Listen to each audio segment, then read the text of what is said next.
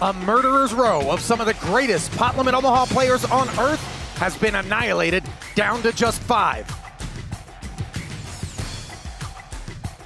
A Brazilian, a Russian, a Finn, an American, and from outer space, the chip leader to rule them all, Sam Sovrel. Over $1.2 million to the winner and the title of Super High Roller Bowl champion. The end is near, and it's time to blast off. Hello everyone, and welcome to a third and final day of Super High Roller Bowl PLO coverage from here in Las Vegas, Nevada, the PokerGO Studio. Where else? Playing host to the final 5 players vying for a 7-figure score. Coronation Day is upon us. Ali Najad and Alex Livingston in the cockpit, ready to take flight, which is very much something that Sam Sovrel and Joao Simão were doing yesterday during the bulk of play here in this 100K buy-in. 37 total entries, 7 places paid. A couple of eliminations thus far. Blesnik and Yaki out the door. And this man in the driver's seat looking for PokerGO Tour title number 13. Sovrel gonna have to deal with that man there. 2-time WSOP bracelet winner Joao Simão has been dancing the samba. John Reardon has been lurking. Doesn't look any worse for the wear after 2 grueling days of play. Perhaps in part courtesy of the fact that this is his 29th rodeo in terms of PGT final tables. So there it is, 150 was already paid out, not to Joao Simão. He's still in the mix. That went to Jared Blesnik. Sovrel also still in the mix. It's Yaki who got paid that $225. There it is. As you see, the remaining payouts, currently 100K pay ladder. Not at all negligible when you consider that's a full buy-in. Only 2 buy-ins were available. Single rebuy tournament. But the boys assuredly in the black, regardless of if they're in for 100 or 200,000. Kicking things off, level 16, blinds 25, 50, and 50. 125K in orbit, the price of poker. Sovrel starts on the button. As Martirosyan under the gun looks down at 2 pairs. Disjointed with diamonds. And he's going to get in there, Alex. Yeah, bit of an awkward hand off this stack depth. I like the decision to limp. If you raise and somebody 3-bets you, you're really committing most of your stack. Limping allows you to limp call and then just get the rest of the money in when you do hit a set. So these double paired hands, they play very differently depending on the stack to pot ratio. At these shallower stacks, you do see them doing a lot of limping. Note 1-4 in the bin already, and 1-9 busy as well, reducing Martirosyan's opportunities to make that set he seeks.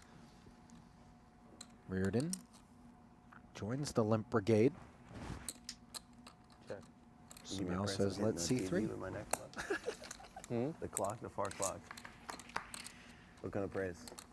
I can muck into Queen it. 8, 6. Just one. 3 pair I mean, for I Joao. Really, like stuck together. Maybe I can lick them. Open ender and clubs for Reardon. Yeah.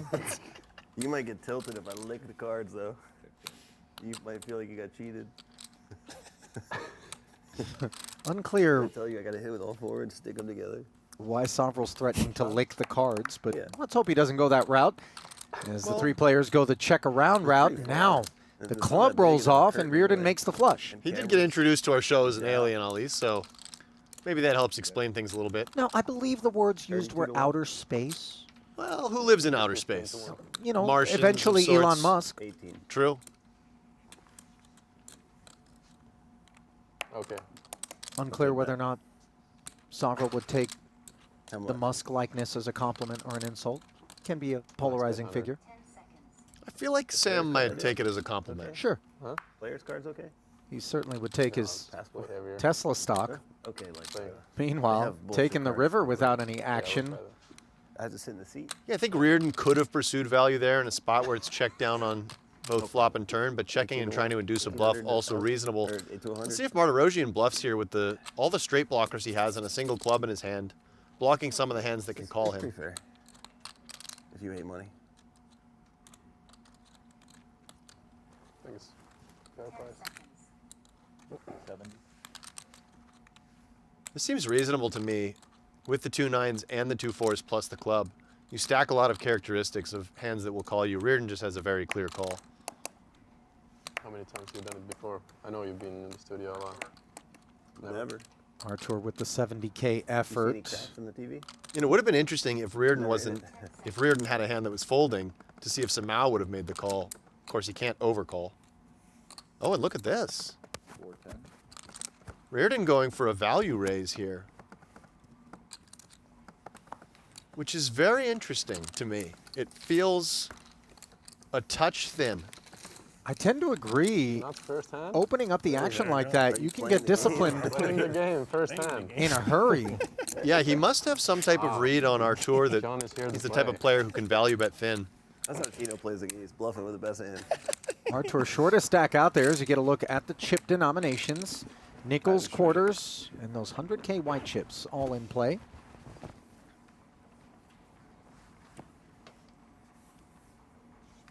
Artur, not a speculative assessment, definitely the least experienced Pot-Limit Omaha player of the remaining field, but he has very much taken a liking to the game and he has produced some results on the high roller circuits. Initially, his desire to get involved had everything to do with wanting to win the Ivan Liao Player of the Year award at the Triton Poker Super High Roller Series, where points are awarded for every tournament you play during a festival. And if you don't play the Pot-Limit Omaha portion, you're obviously leaving opportunities on the table, and there's a couple of $100 that Right. go to the I eventual figure winner, after so yesterday, what I did to incentivize. you guys, I have to play very safe and tight today. You do see players experimenting with other games for reasons Secret like is that. Happens at WSOP as well when Hey, there's very side bets careful. going on. Honest poker.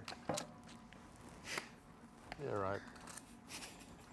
And despite being the least experienced in Against you PLO, guys, keep checking perhaps back. the most experienced of late in the really high buy-in I didn't tournament win scene. it. I don't think. Can't bet in the Yoni.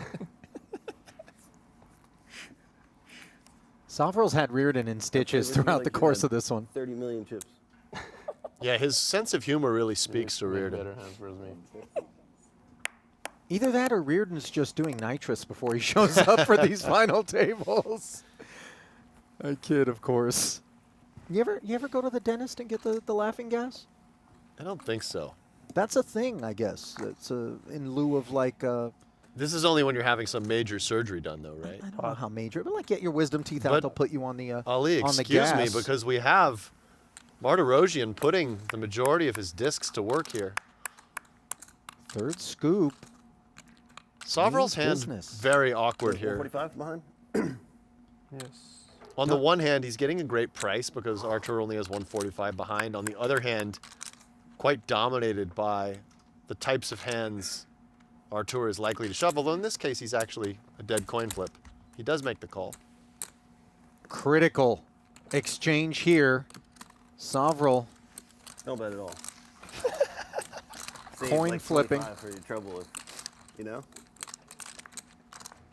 just north of 10% pot back for Martirosian. Deuce, deuce, 6. Trips for Sovril.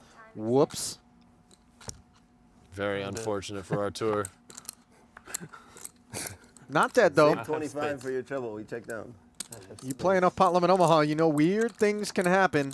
He could go 7-10, 9-9, 8-8, queen, queen, but he's going to be dead on a lot of turns. Spade, spade. Spade, spade, of course, the most likely. Artur looking demoralized. First, Reardon check raising him to take a nibble, and now perhaps the final chomp. That'll do it. Yep. Full house. Deuce is full. Artur drawing dead. As even if a 7 rolled off to give him a straight, it wouldn't be enough. And so a short-lived sub-1 orbit third day of play here for Martirosian. $300,000 for his efforts. Yeah, and a little separation now from Sovril. 4.9 million, well ahead of Joao Samau in second place. Yeah, but if another 5 of clubs comes out, we chop. It's John Reardon who will be feeling significant ICM pressure here with still a big gap between himself and Samau and covering Joni Jokamainen.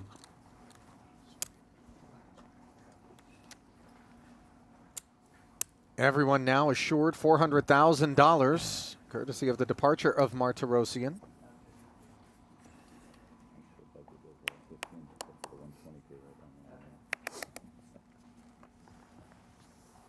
What's that?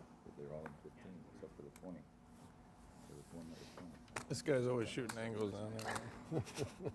Probably got a jack. It's on me. Yeah, limped of 150K, Get in there. the ladder It's like McGee. between fourth and third.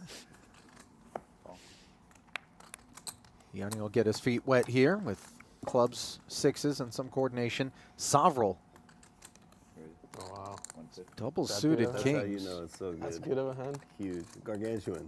Wow. Unafraid to advise Proceeded. Yanni that Cautious. he's got a gargantuan hand.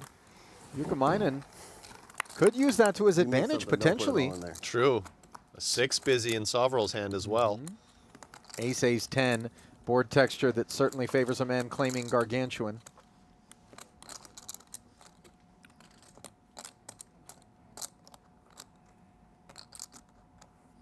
Tiny bet with full range makes sense here, and nowhere Fold. for Yoni to go. Big fold. Any good? Same man. Wow. No bluff. Free With a peek. six. Wow. You have one out. Well, the Sam Sovril show is back on as he breaches the 5 million chip threshold. Look at the leaderboard brought to you by Global Poker. 100 bigs plus for Sam. And Joao's been performing well himself, but he just can't seem to keep contact for too long. He did enjoy the chip lead on a few occasions yesterday, but always short-lived were those stints. Reardon in third, and then the distant shorty, Yukamainen, snacked on just then, now left with 16 bigs. I'm just thinking now, Archer's got to sit around and play Scrabble on his phone for an hour. This is fucked up.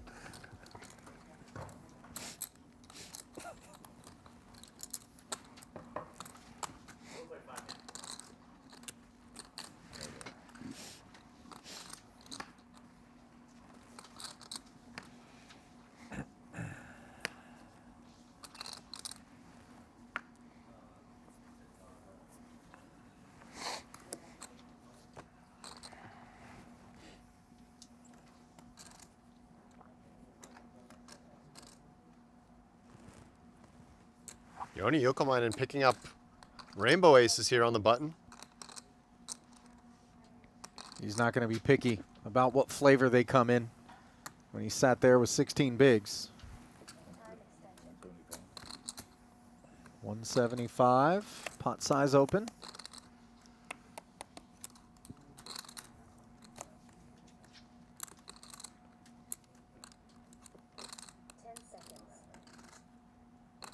Pretty borderline hand here for Reardon.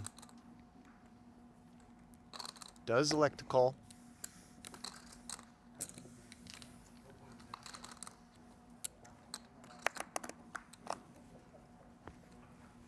Queen 10 deuce. Just one pair for John. For that matter, Yoni as well, but of course, tremendous advantages in the form of the gut shot, So that 425. key ace of spades, and the best pair. Yeah, and here, stack to pot ratio, just 1.5, ace of spades in hand, weak gut shot, just enough hand for Yoni to pot it. And typically, when Feels these like stack to 600, pot right? ratios are 640 should low, be my total stack. you don't see a ton of folding with one pair, but Reardon has a very bad version of one pair. No backdoor flush draw. Big fucking Sometimes fold. when he hits kings and tens, Custom made it's going to give Johnny Yoni a is straight. Expecting you go.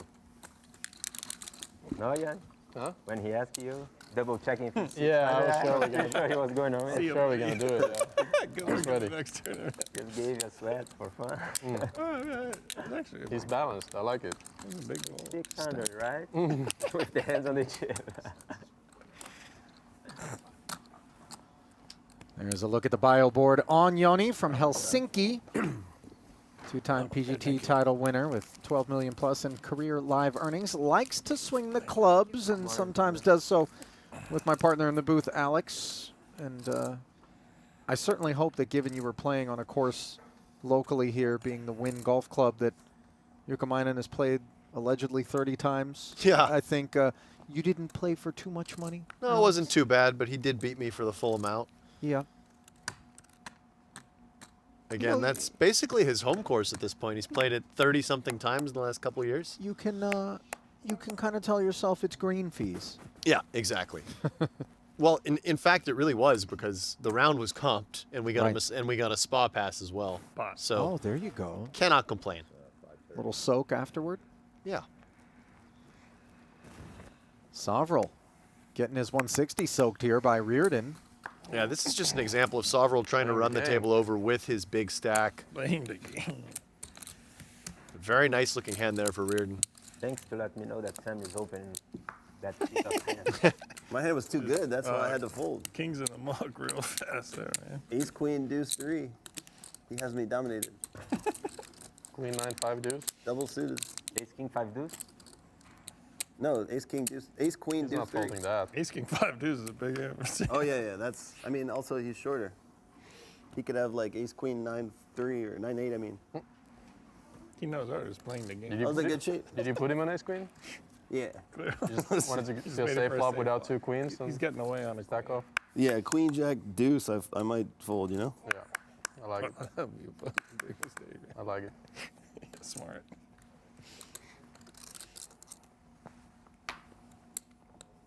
Sovrel will sit this one out. Reardon surveying on the puck here. Queen, jack, 10 tray and hearts. Yeah, I like this decision to limp with Samau and the small blind covering him. Doesn't really want to raise and face 3-bet. Wants to see a flop. And there will be a lot of this finesse in PLO tournaments, particularly at the final tables where there's a lot of ICM considerations. Yep. Obviously that ICM not exclusive to PLO as a format, but very much need to be mindful of what sort of opportunities you create when you do enter a pot in terms of limping or raising and the durability of your hand. That's why you'll see hands that are good, where you might otherwise think a player would be inclined to raise, choose to limp to assure themselves the ability to call, as opposed to open pot it, then get repotted and not have that option. Right, yeah, and Hold'em, one of the things you have to worry about when you limp is someone could just shove over you. No such situation in PLO. They can only raise the pot, so you're usually able to limp call, realize your equity where equities run close. You don't see a ton of limp folding in these tournaments. Well, no worries here for Reardon. 50K sprinkle with top pair, open ender, and hearts. Note that Samau has those hearts covered along with a gutter.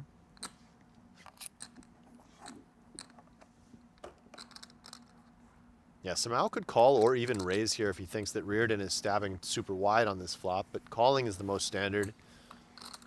Yoni, no piece.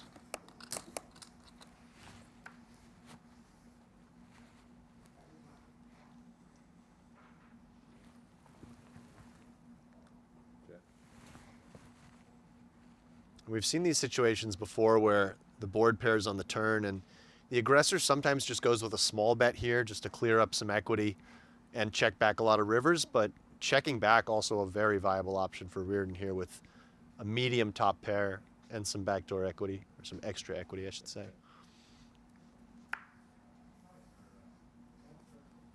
So board pairs once more on the river after the turn went check, check. No improvements to either hand. Yeah, kind of tempting for Samau to bluff this, just given he's at the very bottom of his range here with king high. On the other hand, having the 2 hearts are cards he wants his opponent to have. But I think I do like going for a bluff. Flop. And versus a small bet, something like 1/3 pot, I think Reardon would have an easy call, but versus full pot, this is very uncomfortable.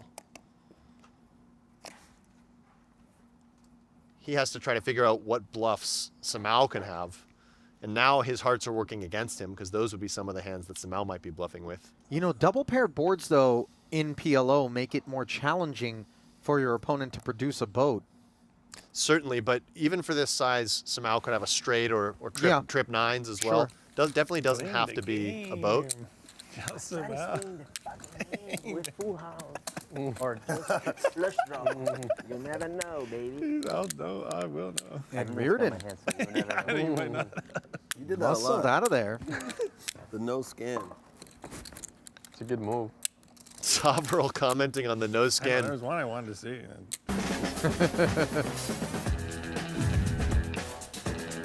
Well, this is the crew arriving earlier today prior to getting under that hood and the shades. There was Samau, Sovrel.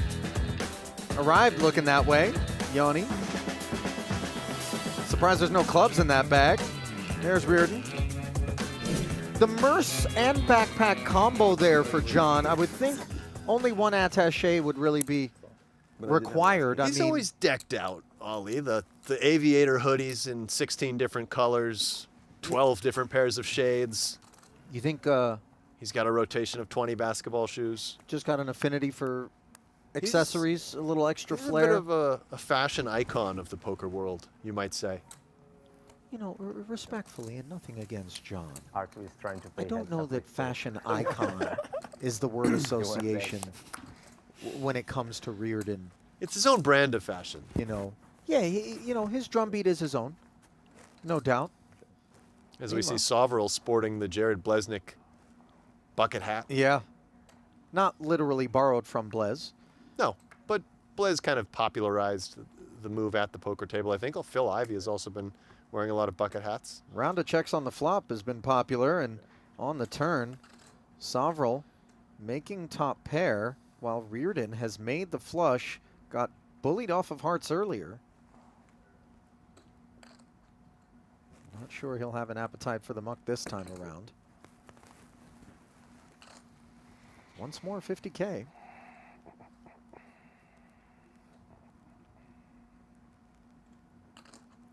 Very small bet here for Sovereign. He does have that 10 of hearts. So he will peel. Unbeknownst to him, he draws dead. Doesn't improve. And after betting so small on the turn and seeing a fourth heart appear, Reardon should be feeling very good about his hand.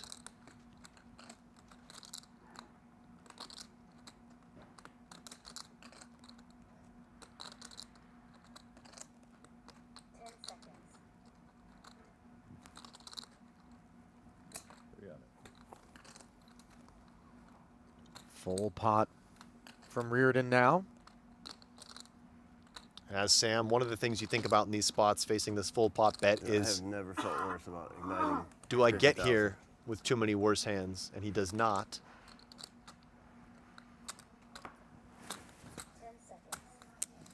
Nothing? Called off your stack the other day with king high. This felt even worse. This was worse. I call it nothing. Yeah, I was like, I think You he's have 10 bluffing. high? I think he's bluffing with kings with the king of hearts, but then it's like, I gotta beat that somehow. I gotta can't make beat it that. straight. That makes it pretty tough. I need to hit his set. Make it straight. Makes it tough when you can't beat bluffs, man. He made it so cheap. I should have raised. Yeah, sounds like that was your only option. No, I mean on the river. I know, I'm saying if you can't beat bluffs. You had the 10 of hearts. Yeah. Oh, that's what I was representing. I know, that's why it's so sick. Yanni King, king, once deuce. more with aces, this time a suit to go with them. I think you had like 6, 7, Good 8, fold, 9. man. Not Oh, the most good fold. useful danglers. Good fold, man. I guess we'll find out. 175. Oh, no, I didn't scan that one. Grabs his lunch pail and his hard hat, clocks in for 175.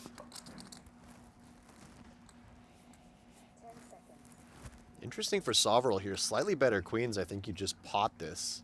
These ones, though, does come with call. I like it. Yanni is the short stack, so damage is capped if you get it wrong. Yeah, this one will go 3 ways. Reardon, very playable hand. Joins the party. 575 in the middle.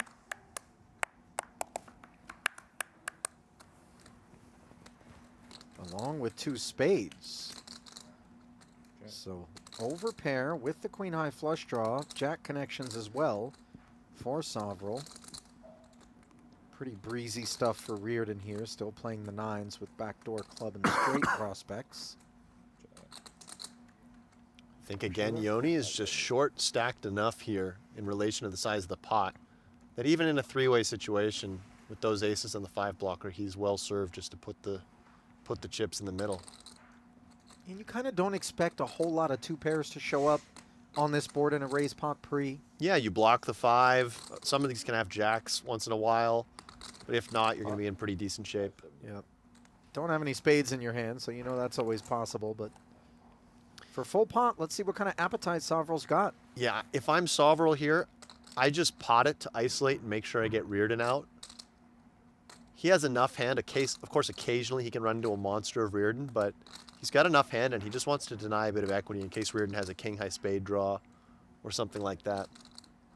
You could also call. Certainly there's no folding. Pot. 2.3. So there's the isolation. Reardon's quite comfortable folding regardless. And we are off to the races. Advantage Sovrel, as you can see. Yeah, classic spot where the made hand is a dog. I mean, I'm on like a 6 draw. When you're in front and the chips all get in on the flop in PLO, you tend to be the man holding their breath. Very true. It's always more comfortable psychologically to be the player who Sure. can just turn his opponent dead. Yeah. Nowhere to go but up when Right. you're behind with the lion's share of the equity. That's a brick, though. Yeah, it is. Changes nothing. Reardon would have turned a 7 set, if clubs. I'm not mistaken. 10-9-9-8 he had, Oh, was it didn't 10-9-9-8? he? I believe so. No matter. And Spades. that does matter. A spade on the end. GG. GG, Yoni. Good game guys- to my good fun. friend Yoni. Class act. Are you staying Making here sure to make the rounds, bump the fists. I leave tomorrow. Yeah, very well respected by everyone in the PLO good seeing you. community. Sets a sterling example for how to conduct oneself as a super high stakes tournament professional. Better, man. Profiting here, 400,000. And with that, Sam Sovrel has just increased his chip lead up to 5.9 million. Well, we talked Can about Sam him take the 2 seat or something? being from outer space Can we spread out though? during the cold open. Oh, I'm in this box anyway. So I can And, decide uh, over a Okay, little bit. that's fine. He's certainly proven to have a gravitational force around him Yeah. as all the chips Sam Sabre, I was playing the game. rushing Playing the game, dude. in his Nah, that's direction. a good hand. You can have good hands when you're playing the game. No. Not to me. That's not how I'm playing the game. That's not the game. I like to have the Queen 9-5 deuce single. The crew channeling the spirit of Nacho Barbero. 75. So many Nachoisms. now kind of trademark Nachoisms that have percolated throughout the poker playing community. It's a scam. Yeah, I like it's that a one. scam, yeah. Playing the game. What? You and Nick had a lot of fun that one time. I mean, Nick gave us one of the greatest Nacho impressions It ever was delivered. excellent. As Samau gives us a 3-bet here, unclear. This is an awkward hand for Sovrel facing 3-bet. Single suited ace-X, a little raggedy, but position, the chip lead. And A little Samau being, momentum. you know, second of 3 runners here, 1.2 clear of Reardon with a not at all negligible jump from third to second of $275,000 is going to look to tread lightly against Sovrel. Jack 10 deuce, all spades, absolute whiff for Sam. Samau, Broadway gutter, king of spade, dry. Plus the jack connection, still just playing 2 kings as it stands, and that is not enough hand for him to follow through. 2 quick checks. And now the queen slides in to deliver Broadway.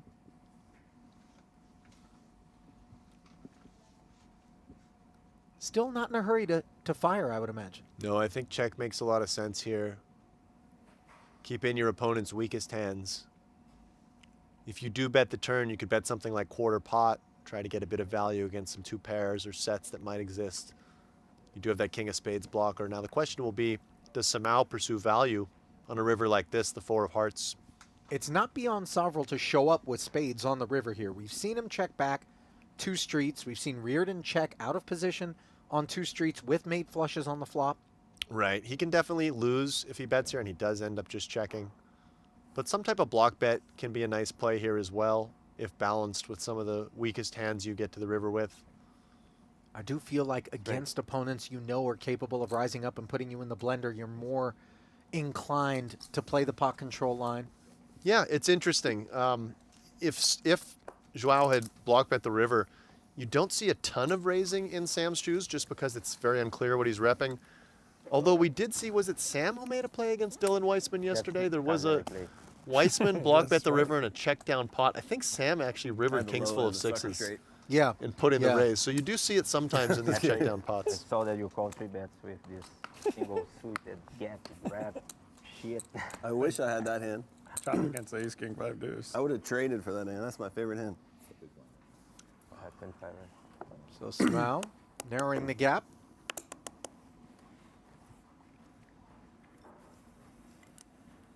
Even distribution, by the way, between Sovril and Samao, and then Samao and Reardon in turn. Clear first, second, third. Yeah, very clean limp candidate here for Reardon. Precisely the type of hand that wants to make sure it sees a flop and doesn't invest, you know, a third of its stack if it had to raise and call 3-bet. And now that we're playing three-handed, you can't just sit around and get gobbled up. Yeah, You're paying blinds 66% of the time. they come up on you fast. Mm-hmm. And that'll leave you playing a more exotic range. Jack 8 deuce. Very ragged board here. Reardon's 10s. Still best. Reardon's hand, if it was accompanied by an 8, for instance, if he had 10, 8, 4, would make a really nice bet on the flop, blocking top 2 pair, blocking sets of 8s, and then also using those future 10 blockers potentially. He just goes for it here anyway, which is fine. 125. And he's 7, 9, or queen. He can tell a story.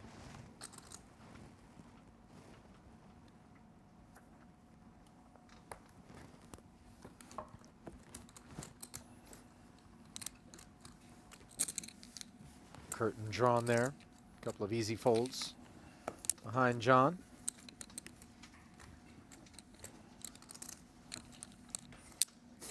Reardon just seems to be one of the happier guys that you'll find at any one of our PGT events. Yeah, definitely. No place he'd rather be. Cut his teeth out in the World Series of Poker circuit. Picked up 5 rings over the course of his career. 2-time bracelet winner. Both of them coming online, by the way, in 2023. And both of them coming in No Limit Hold'em, surprisingly enough. He plays a lot of Hold'em. He's definitely one of those, he's a very versatile player. He plays cash games, tournaments, live online, Hold'em, PLO. Certainly between the 2 games, Hold'em and PLO, he feels very comfortable in each. As we see Samao raising it up with the aces here, Reardon very comfy defend. Sorry.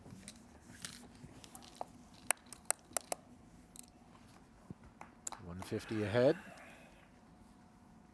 Queen Jack 4, again a monotone board texture, and the diamonds belong to Reardon.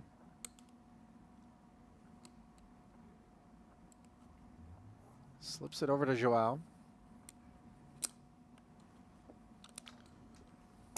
And Samao, with just the 6 of diamonds in his hand, has connected with the queen, playing the aces, and decides to fire 125 here, Alex. Why not the check back and pot control? Yeah, the one reason to bet here would be just to deny equity to straight draws. So this is a common thing you'll see on these flush draw boards, is that hands like the one Samao has, yes, they're awkward to play. They don't want to necessarily build a big pot, but if he can just get some sort of 10-9 hand to fold, 10-9 black, you know, that's actually a pretty big win.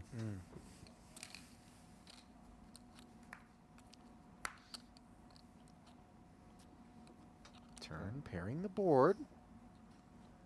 Paths to victory. It's also very difficult for Samao if he checks back the flop and faces heat to absorb that aggression with his hand. So kind of making his life a little bit easier by just betting the flop with a hand that's a very clear bet fold. Now, you know, with the queen blocker, does he ever try to tell the story of a full house and get, you know, target some small flushes? He decides not to. The aces do have some amount of showdown value. When he bets 1/3 pot on the flop, John is going to have to call with some queen X hands. Now the 4th diamond actually works in Reardon's favor in terms of leaving him a bit more comfortable that The 9-high flush is good. Coupled with the check back on the turn from Samau, of course. Yeah, it still feels a bit thin to do anything but check or maybe bet very small. Well, this qualifies as the latter. How much is it? 8 green chips.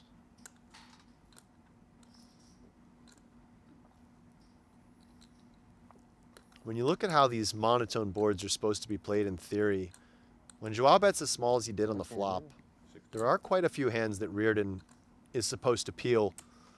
Even some of those straight wrap hands, some Queen X. So Samau has to figure out how often he thinks that's actually happening in practice. He does make the call. Payday for Reardon as Joao keeps an eye on his man.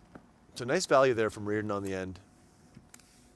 And it isn't going to be value every single time at that price because Reardon could just be getting after a pot that feels unclaimed. And when you're three-handed, you're going to have to make some moves. Yeah, exactly. So a lot of that decision for Joao hinges on how wide he thinks Reardon will call the flop. How many non-flush, non-two-pair hands will he call on the flop?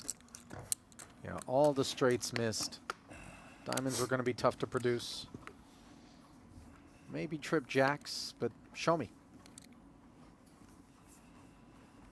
Today's coverage brought to you in part by Oats Overnight. Poker names from more back in the day. Brian Tate and Thomas Keller, both involved in that project. Tate, the founder, has grown it into a I didn't know Thomas Keller was involved valuation. as well. Yeah, works for the company. I'm not a big oatmeal guy, or an overnight. Overnight, same day. I haven't whatever tried it, type of yeah. oat Yeah. it is. Generally speaking, I'm more of a not bacon and with eggs it. guy myself. You see what I mean? Yeah, I do. But I'm willing to try the overnight oats. Yeah. Oats I don't- overnight, excuse me. I don't think bacon and eggs overnight plays quite as No, well. I don't think it's I good think marketing. You need You to like bin those that. fresh. I mean, even bacon and eggs 20 minutes later, just not going to work. Yeah.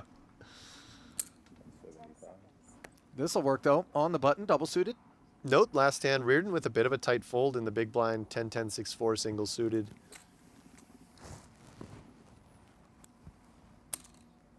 Sovereign. Dominant clubs. Defends. Dominant king as well. 7-4 deuce. He's going to end up playing top two. While Reardon flops the spade draw with a deuce. And while it may feel negligible, when I mention that deuce, it actually does change the affinity you have for the hand quite a bit. Because when you connect with that king, jack, or nine, you end up with two pair. Yeah, absolutely. It makes a big difference. And, with the 9, jack, and king also, Reardon's two pair are a little bit live in the sense that they don't complete any straights. You always want your two pair outs to not complete straights. Sovereign leading because this is a good board for his range and for his hand with top two pair. And Reardon not wanting to play a huge one just yet. All pretty straightforward stuff, and this is a troublesome turn because Reardon's made kings and tens, whilst Sovereign has improved to kings and sevens. Yeah, kings and deuces for Reardon to go with his king-high spades. Sovereign checks in part because this is going to be a bad card for his range, so this is something important to keep in mind. You don't always want to just do what your hand wants to do. Maybe his hand wants to bet and deny equity and get value from worse hands, but his range, a lot of it, is not going to like that card. It's going to be a good card for John's range, so he checks it over. Interesting to see if John thinks he has enough hand to just go for value here, and if he does, Sam could come with a check raise, and we could be seeing a very big pot, Ali. Yeah, I love the point that you're making with respect to not just doing what your hand wants to do, but what your range wants to do. And when he knows that Reardon identifies his card as, along with the check as an opportunity, and John bets 450 here, it does open the door to really stick his man in a blender. Yeah, I think this is a very clean just check pot from Sovereign here. And you can put a lot of equity into the dumpster with a move like that. Oh, instead he goes with call. I confess I'm very surprised by Sam taking that option. I'm a bit surprised by this as well. And now the spades rolling off, giving Reardon the winner. Maybe Sam was concerned that the 450 had to be attached to a hand that was willing to hang in the face of that heat, that he wouldn't have barreled with Yeah, something naked or light. He could have also just been trying to keep John's weakest floats in and try and pick off a bluff on the river, but it's very difficult here where he has no backup with his king 7, and he's going to get a lot of rivers like this, where now what if he faces a bet? You know? Yeah. So I would have not minded Sam's check call if he had something like king 7 with spades to go with it, or perhaps 7-7, something that's so strong, but his hand felt like the right type of hand to check shove. John's trying to work out what he thinks Sam has at this point. When Sam check calls the turn, it actually looks a lot more like he has a draw than some type of made hand like he has. Still, king high flush, obviously a lot of hand. Yeah, second nuts on this board. Sam flatted pre from the big. Suited ace could be there from time to time. Unclear whether or not this would be the line. And so Reardon is very willing to pursue value. Now, if you're Sovereign, the attributes of your holding are interesting because you unblock the spades. And he decides that 100% kings and 7s don't want to see this river. But you also unblocked all of the busted Yeah, straights. big hand, man. Right. Were you calling turn if I shoved? Oh, there's the question. I don't know. You know what to say? I don't understand. Really? Actually, it would have been a very uncomfortable spot I for was John feeling if trapped. Sam shoved the turn, I thought it was a foregone Did I miss? conclusion that he was taking that line. as did I. And I think ultimately John would have called, but it would not have been a very called? exciting spot. No. No? Can't tell you. That's not that much information. Doesn't really say what you had or anything. It's just what you had on the turn. Oh, if I have freaking aces with no flush draw, I give some information. Yeah, but I'm saying you can still have. That's okay, man. Saw the bio board there on I John. guess. John Father would have been of forced two. to call there, you know, ultimately, but Recently, John had the opportunity to take his daughter down to the Bellagio Conservatory and Botanical Gardens. Walk her through there. A little mini wonderland.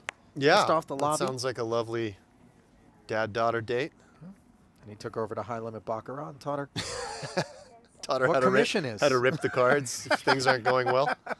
No, he had to sub you in for that one, Ali. his daughter's first words were natural 9. Look at these hands, by the way. A double-suited Drugel for Samau starting the action on the button. Yeah, played it as a limp. Sovereign wagged his finger, courtesy of double-suited queens, double paired. Reardon hanging tough with 2 suits of his own. The spades are covered as we can see.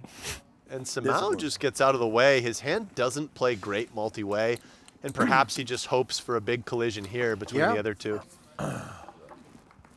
He is now the shorter of the stacks. And he would have flopped pretty big. I think he had clubs and 9-8-5 deuce. Mm-hmm. Is that right? Something in that territory. This would have been all over him. Meanwhile, neither of these other players loves this flop. Not a club to be seen.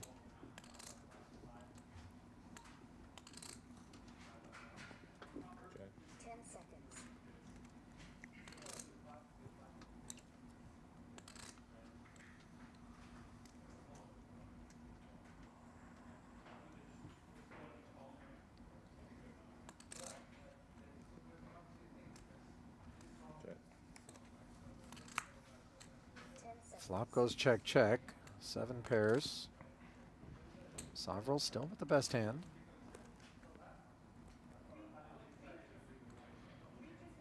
Still looking for cheap showdown. Yeah, I think he has options there on the turn. Could go with some type of small bet. Check, also very fine. Not a hand that wants to play a big pot, certainly. And also, as the man who made it 200 to go out of the small over the limp of Samau, this isn't the board that's supposed to be working in Yeah, his corner. he- You know, it does feel like an overpair if he does sprinkle, and then you Right. can get exploited by somebody who defended a big. Yeah, very true. And Reardon perhaps trying to take advantage. If Sam just has only overcards, he gets some protection. Perhaps he thinks that if Sam has aces or kings, he can get him off it over 2 streets. Certainly not going to work over 1 against any of those overpairs.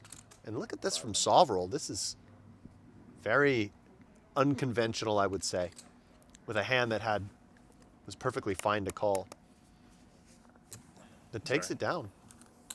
You know, he makes it look easy, Alex, but when you're out there, there's 1.25 up top. Right now, you're guaranteed $500,000. 275K the on-tap ladder. Stacks have been narrowed. That move, Yeah. a little trickier than it feels when you first lay eyes on it.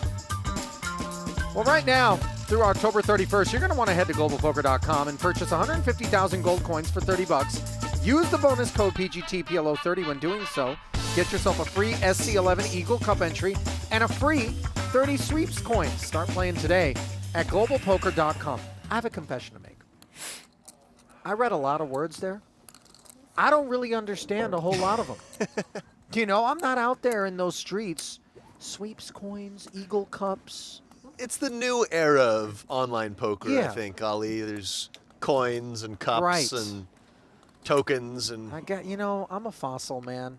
we this used to stuff- play in dollars back in my day. This stuff wasn't around. Right.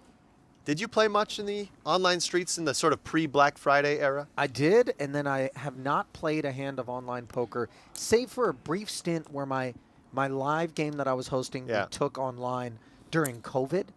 But outside of that, no online poker. I envy you. I wish Yeah, I hadn't played any I online saw you poker over grinding the a little last bit 5 on the years. phone when you first walked in here, my boy.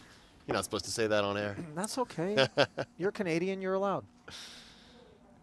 Meanwhile, Sovrel allowed to raise, not just courtesy of the boss stack, but the button and a suited ace. Somehow with a pretty one. Those clubs are no good, as we can see. King dominated as well. But serviceable kit. Investment made. See what kind of dividends it pays. Just a 2% advantage. Jack 10-4 here. Open-ender for Samau. Interfering with the Broadway Gutty. Sovrel linking up with the 4. Sovrel looking for one of those queens.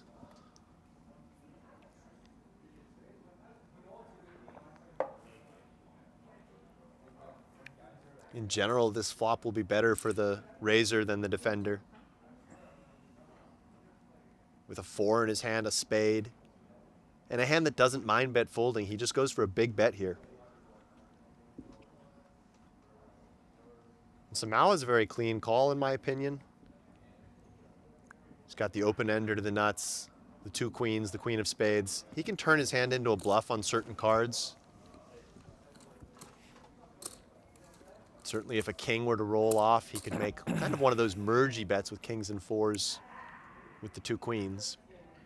Or an 8, he could represent the straight. Spade shows up. When boards develop in this way, whether it's monotone on the flop or the flush comes in, turn or river, tends to really augment the calculus.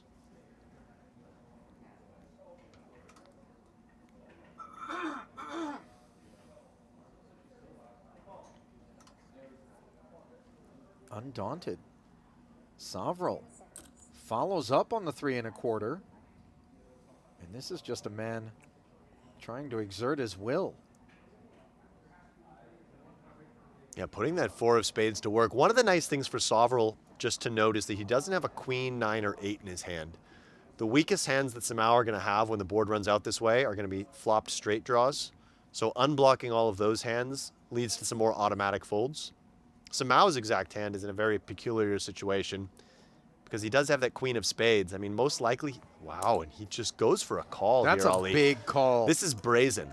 And this really suggests that he has a good read on his opponent, Sovrel, and that he knows that Sovrel is capable of firing very wide here. Typically, when you get bet into twice on a board like this, you want to have some equity against flushes. If you don't have a flush, you want to have something like 2 pair or a set. But Samau here, trusting his instincts, calls the turn. And will Sovrel empty the clip? He'd be changing his story a little bit. After betting so big on the turn, you're mostly representing flushes. Now the board pairs. He's also at the stone bottom of his range, probably, that gets here this way.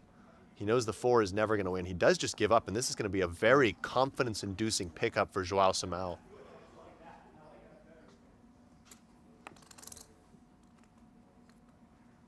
Tell you what, that's a statement made as well. Sovrel knows he's not going to be able to just muscle his way through the Brazilian. Playing the game. You know, that was a playing the game hand right there. What am I doing? You guys are both playing the game.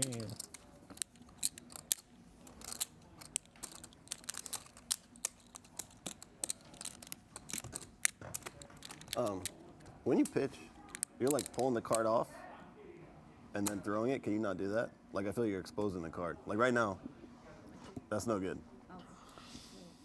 I don't know if you can do it, but that's no good.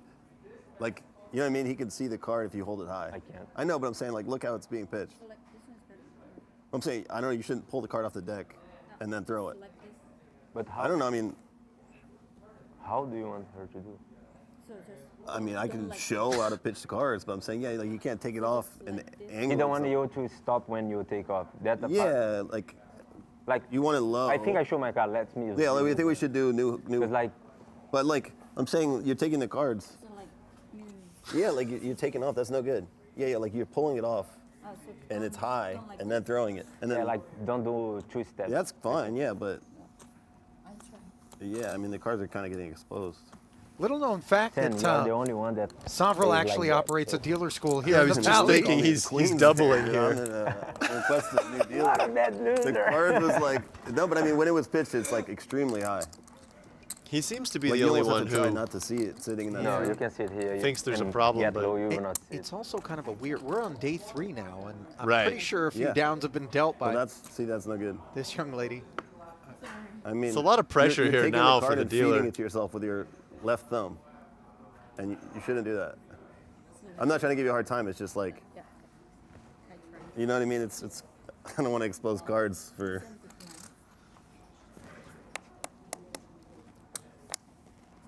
And that's going to be a really tough adjustment to ask a dealer to make Yeah, right now. mid rotation, and I don't think Sam was, I don't think he was being rude in the way he presented that. No. But it's still going to make the dealer a bit flustered, and it's going to be generally not a good thing. yeah. But well within his right, obviously, if he has concerns. We're playing for a lot of money. Of course, yeah. You always want to make sure the integrity of the game is not compromised in any way. Oh, sorry. Joao, the biggest scanning culprit from yesterday. So that's a real confidence boosting pot right there. Ali calling the large bet from Sam on the turn with just a pair of queens and an open ender on the 3 flush board. He's going to be feeling very good right now, and he's overtaken a slight chip lead.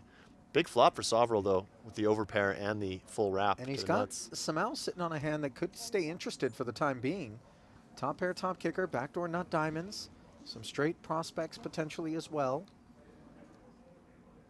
Yeah, interested to see how Samau plays this one. Usually when you have top pair, top kicker, of course, you'd rather have not a pair in your hand because it gives you more opportunities to make 2 pair on the turn.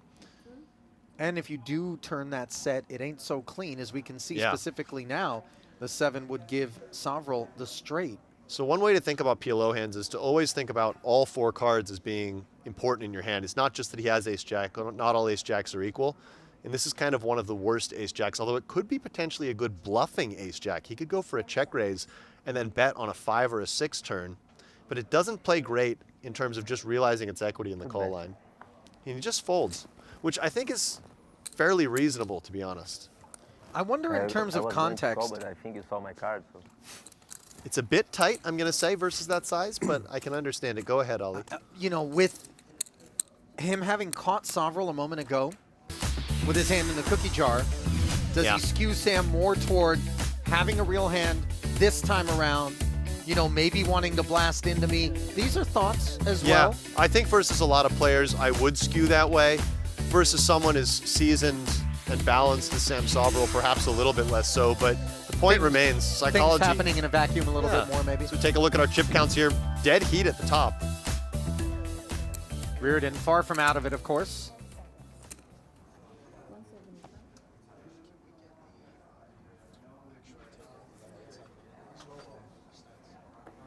Double suited Drugel hits the bin for Sovril. Reardon's hand also very weak.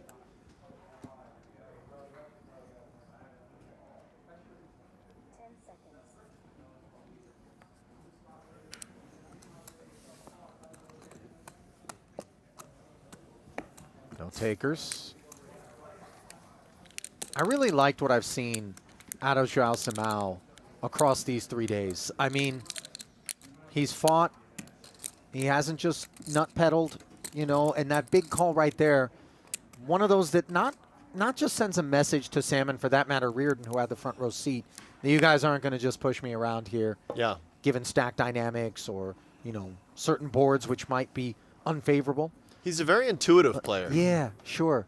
But, you know, beyond that as well, just sound. Yeah. You know? Yeah. Deadly combination. And when you say you like what you see from him, I also like his new look. The shades, the hat, the jacket. Taking a break from the Serbian Basketball League, where he spends part of his year. This one limped around. Queen 7-4, couple of clubs. Nobody with the flush draw. Reardon. Yeah, not Sevens. much for anybody here. No, just a gutter for Simão. Sovrel with the 9s. Round of checks. Board pairing queen doesn't change anything. It's always fun to watch these pots actually where nobody hits anything, just to see how these pros navigate them. Does anyone want to try to fight for what they feel is an unclaimed pot?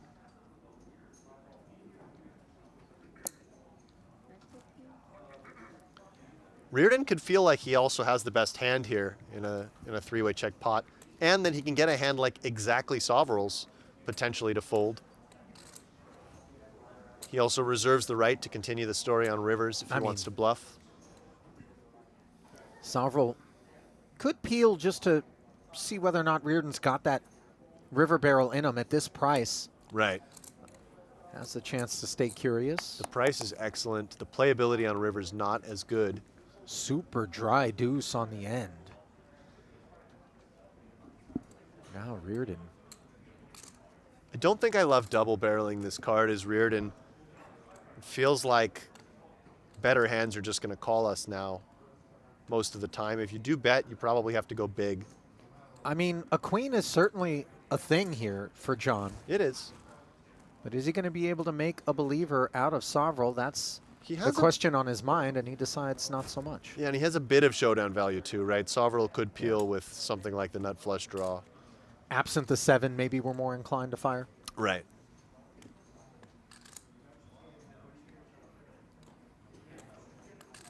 Wow, look at this.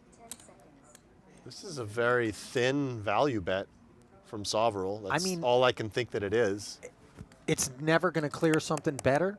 I mean, he has a 10 in his hand. Specifically, jacks? 10s, jacks, kings. Some of those combos raise pre-flop, right? We block a 10.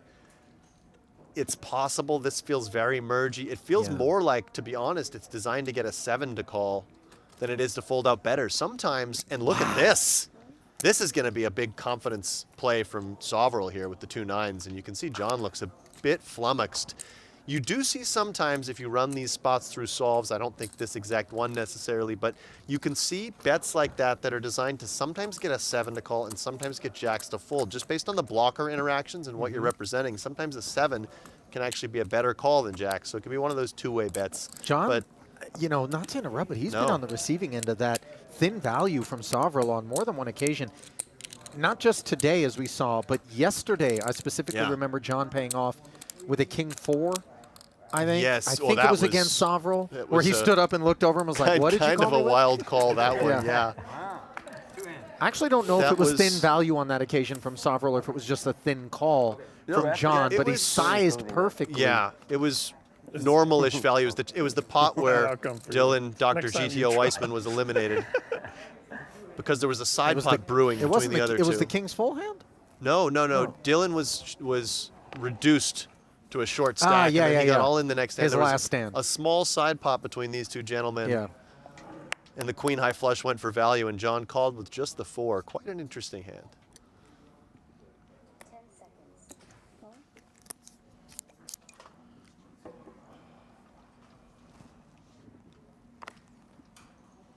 Reardon gonna limp. King 7-6 tray with diamonds. Simão. Not the sexiest kit, but worth a quarter. Sovereign will allow it.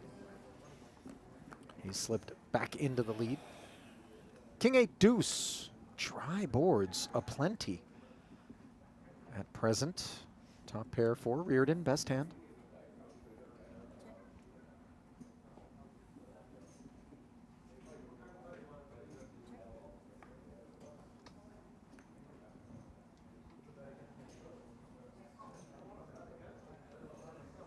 Checked around 10. Now giving Sovereign an open-ender and a pair. Check to him. Swift knuckle. No flush draws to worry about.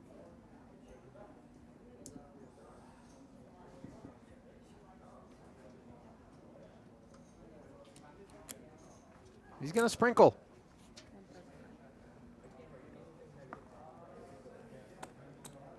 $135. Just about 2/3. Clean call for Sovereign. Yep. Second pair, open ender to the nuts. Rainbow board. Board pairing deuce on the end now. Queen 10. And Reardon quite happy to check back as it's his turn to get a little value out of Sam. And the stacks are starting to even here just a little bit. Reardon up to about 3 million. The other two at 4.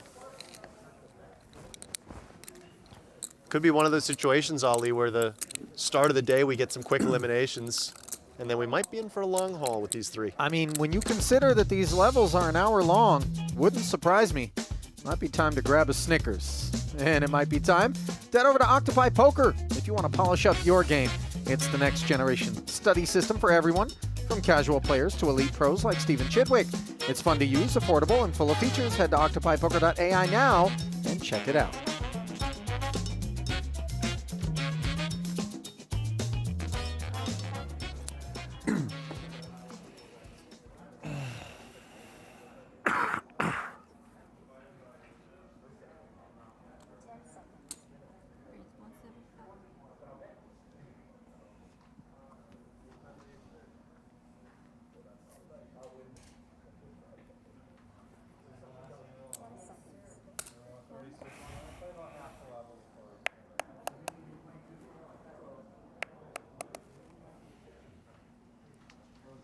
$175 out of the unscanned Samau hand. Sovereign flats with the suited ace. Double suited is Reardon here. Extra 100 deposited. Diamonds are covered, I didn't scan. as is a 7.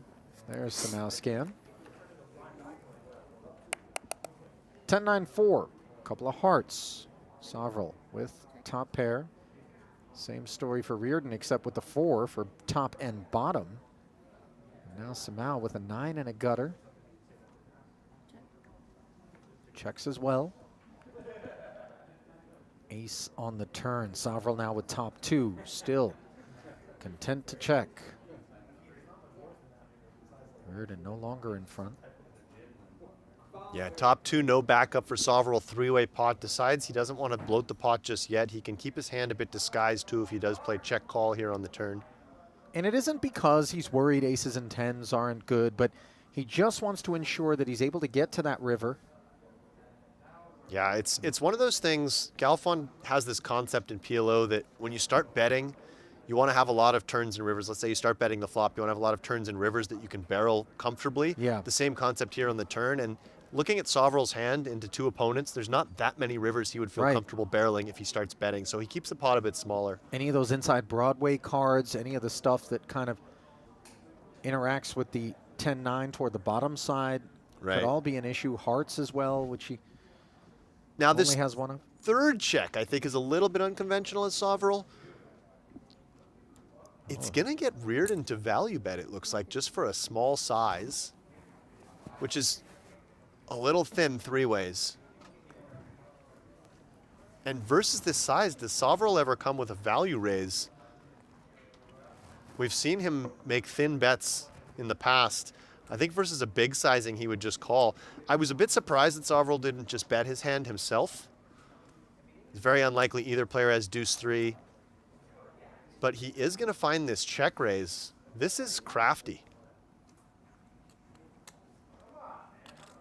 And Reardon is just lamenting his decision to bet now. When you make one of these thin value bets, opening up the action to a player who's already checked, you are hating life in this situation. Sam checked it 3 times to allow himself this opportunity. Sam called out of the small blind. He's not going to have very many deuce-3 combos. How thin is he going to go for value? Can he do this with ace-9 or ace-5? Why does he check those hands? There's a lot of things running through John's mind right now. But at the end of the day, he is at the bottom of his value betting range. He does have a deuce, Alex, in He case he wants to does. shut his eyes and decide to rep a wheel. He does, but once he's behaved this way so far facing the raise, and you know, this is something I've always talked about in poker. Why don't more people do this acting, do this Hollywooding thing, and then put in the re-raise? You never see it among pros. You could balance it. Wow. He does make the call. So Sam Soverel really is just getting the best of John Reardon in his last few confrontations. John's nipples are going to get sore at this Is pace. it 600? Yeah. Multi-milk And situation. And in my opinion, Reardon's mistake in that hand, not necessarily the call. I can understand the call once you find your way there. It's difficult, right? You have a tough balanced opponent like Soverel, but I don't love betting that hand 3 ways. It just feels a touch too thin to me. There should still be some aces up in your opponent's ranges. As we take a look at the payouts here, all players now guaranteed $550,000. Saw Reardon tweet earlier today that he's already hit his tournament career high score. For somebody with so many cashes and so much volume, it's a bit surprising, but he has a lot of 6-figure cashes, but this is going to be his biggest one to date. So great accomplishment already for John Reardon, who's I'd rather been keep him face killing out. it across the PGT circuit this year. And you talked about the fact that he plays a lot of 2-card. Yeah. So to do it in Omaha, fewer opportunities to play at these stakes, Right. you know, 100K, pretty much the upper boundary as I think historically for a Pot-Limit Omaha tournament. Right. Don't believe anyone has ever played a bigger one than that.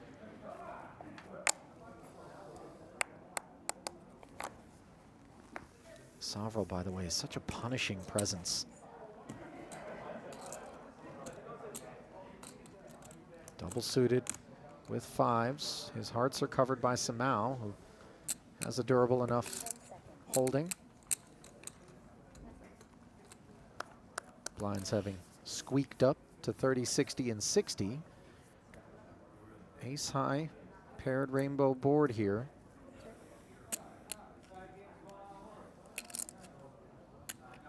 Small and wide follow through available to Soverel. Yeah. I like it. First I've heard that term, small and wide. Yeah. Small range bet, yeah. Where are we hoping to go with King, Queen, Jack, Deuce? This would be creative if he finds any sort of play, but hitting the bin. Does feel like the check raise, if you're going to do anything, just take your shot, live with it. Yeah, typically if you want to find some bluff check raises on a board like this, and you do need to find them, you want to have something like a pocket pair in your hand where if your opponent does continue with an 8, you still have outs to beat them. You want to have some backdoor draws. He did have 1 backdoor flush draw, but I think not quite enough there. Would you have queens again? Big hand for it. Would you have queens? I probably had one of them. Queens never fold queens. My favorite hand. I don't blame you. Reardon acknowledging that big call that That's Samau what I made bet with the called queens. just now. Didn't work out. Queen. I had like Probably got Jack, cooler. Jack 3-3 or something. Reardon picking up ace, Jack 10 here on the button. Well timed, he could use some heat. As Soverel has once again opened up a sizable chip lead on the field.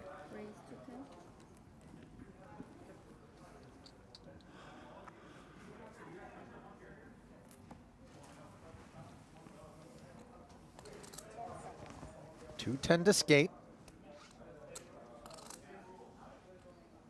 Soverel's up for it.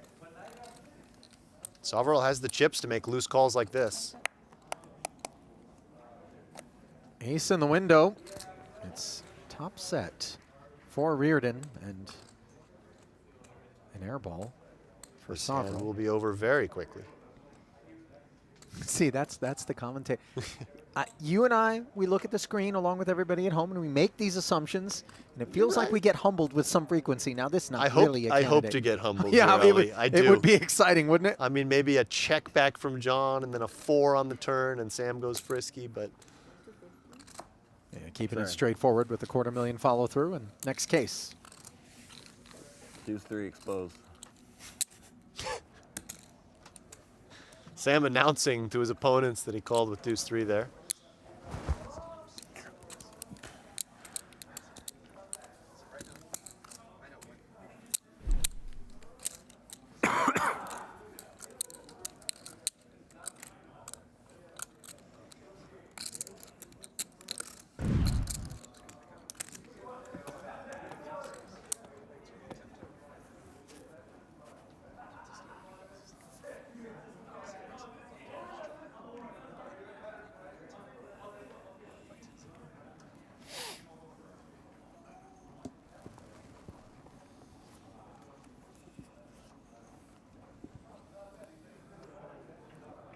Now the stacks have shaken out a bit once more. Sovereign back up over 5. Somehow, midfield, Reardon trailing. What?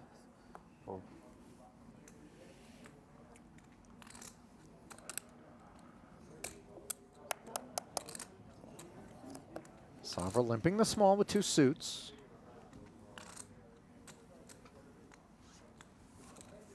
Reardon allows it.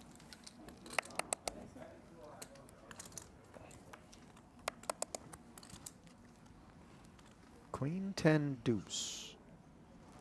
Middle pair for John.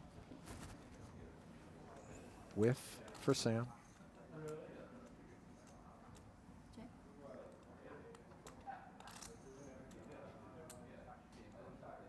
Bottom 2 always awkward in PLO. You'd always like to just take down the pot right here, but you risk getting check raised, which is not something you want.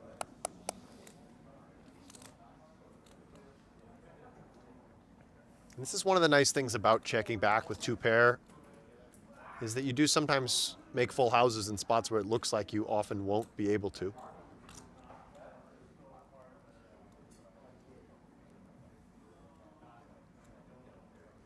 Sovereigns cards just doing him no favors. Pure give up. Nice enough board development for Reardon. Spades, trips. Deuce is full, rather, forgive me. I said 10s only on the flop. Ah. It's been a long couple of I'm not days. playing the game Yeah. anymore. I glazed right over that as I talked Yeah. about the bottom 2, and we were in our own little worlds there, Ali. We lost our synchronicity. I'm halfway through this Celsius, though, so fear not, Alex. Well, I'm a quarter. No, I'm actually. You're all the way through that Sprite. I'm You almost think- done this Sprite. Is there even caffeine in that? Don't think so. It Well, says no looking at the caffeine. front label isn't going to answer No, it. it but does says say no caffeine. It says it right there. So Looking there at the you front go. label is actually going to give me all the answers I need. See, I have essential energy, metabolism acceleration, and I like this this Celsius. This is the key. Burns body fat. What's the plural of Celsius? Burns body fat. That is interesting. What is the plural? Is it Celsius? Celsius? Celsiuses? Or do you just I say don't know. Celsius? I think I like.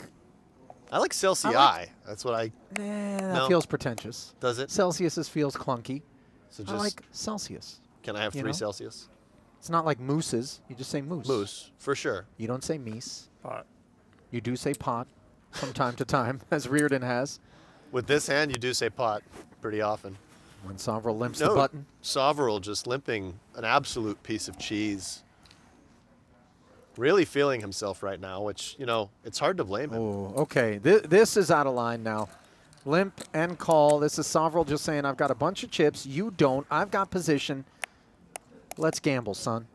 And let's flop an absolute massive wrap while we're at it. King 6-5. Reardon. Fans on this one. Can't say the same for Sovereign. Deuce 3, 4, 7, 8. All would make Sovereign a straight. Minimal interaction for Reardon. Just the backdoor straight and flush draws.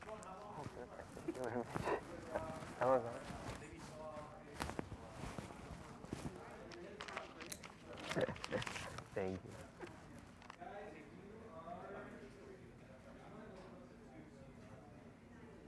How much in there? 6? Yeah.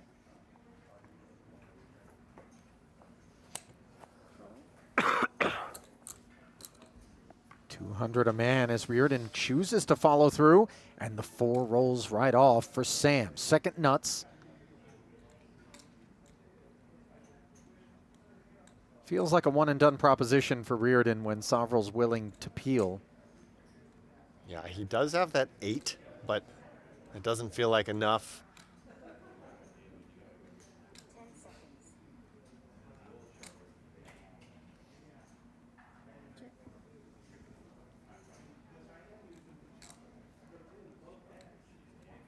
Look at this quick check back from Sovrel. This is something you will see a lot in PLO with second nut flushes, second nut straights rather, where they do check back, trying to induce a bet on the river, not really wanting to get check raised in case Reardon was getting tricky with 7-8. And that check back could have some utility given that Reardon has finally made something.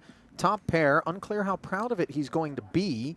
With $1 million in the middle, do you favor being the man to barrel here? Maybe still credibly tell the story of aces? I think Reardon most likely will just go for a check here, but I stand corrected. Ooh. Half pot. I mean, this is one of those where better doesn't feel like it's, I don't know. This bet's a little bit peculiar to me. I suppose he's trying to tell the story of having some type of aces up and trying to pressure worse 2 pair that Sam has that would have been a little bit scared of that 4 on the turn. I think for me the issue is I don't feel as though a lot of worse hands are calling hands. And absent that attribute, right, coupled with the fact that you've opened the action now and Sovrel can do things like this, as we can see credibly on this occasion. Yeah, no, I don't think he's ever betting hoping to get called by worse. I think it's just a bluff that's designed to target bad 2 pair. But yeah, I'm not a huge fan of the bet. And turn a little bit, a little trap. Great pickup there for Sovrel. Over 6 million now, Ollie. Ace river.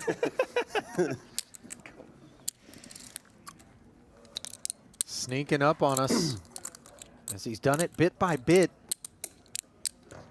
And the boys are deep enough right now, Alex, that absent some sort of violent distribution, I don't see one of those epic collisions. You know, they're going to tread lightly based on what we've observed so far.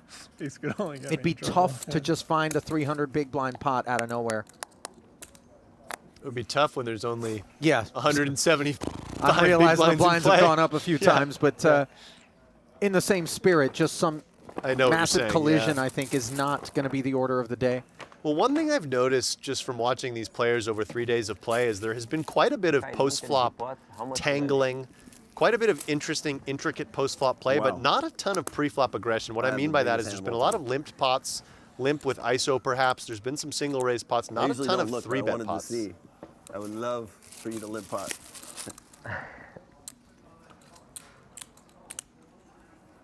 Jack 7-8-9. That I know that you never fold. No, much better. And double suited.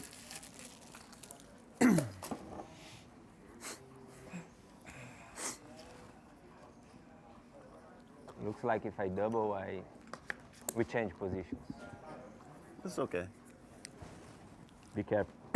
Lots of time left. Yeah, you don't need to be over aggressive trying to, oh, I'm chip leader, he's second, you know. I'm limping every hand, man. You're too smart for that anyway.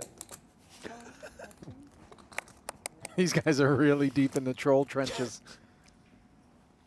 Reardon's here for it. Reardon's loving it. A little slippage for John Reardon the last few orbits. Let's see if he can regain control of the vehicle. Got an overpair. Another limp pot here. There's a couple characteristics that make for a decent bet. Although Sovrel's not going to give him that opportunity. Coming out himself with 150 with just the nothing burger Ollie. Naked queen of clubs, overcards. Certainly some turns and rivers he could barrel. So it does, in some senses, meet that Gulf Fund rule. If you figure he could bet a 10, he could bet if he improves to top pair, perhaps a club, Maybe sometimes even use that 3, but this is a bit of a nothing burger.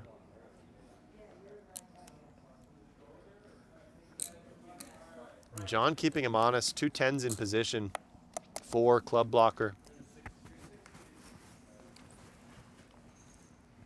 Queen connecting with Sovrel to provide the gutter and top pair. Also bringing spades. Sovrel has no spade in his hand. So I'm not sure he's going to be excited about building a pot right now. Yeah, it's ironically one of those spots where he tried to just win it with a barrel, wasn't able to do so, finds improvement, maybe more inclined to check, but perhaps that's for the more faint of heart than the man on our screen here. Sovrel barreling Just again. goes full pot. I mean, he is savage.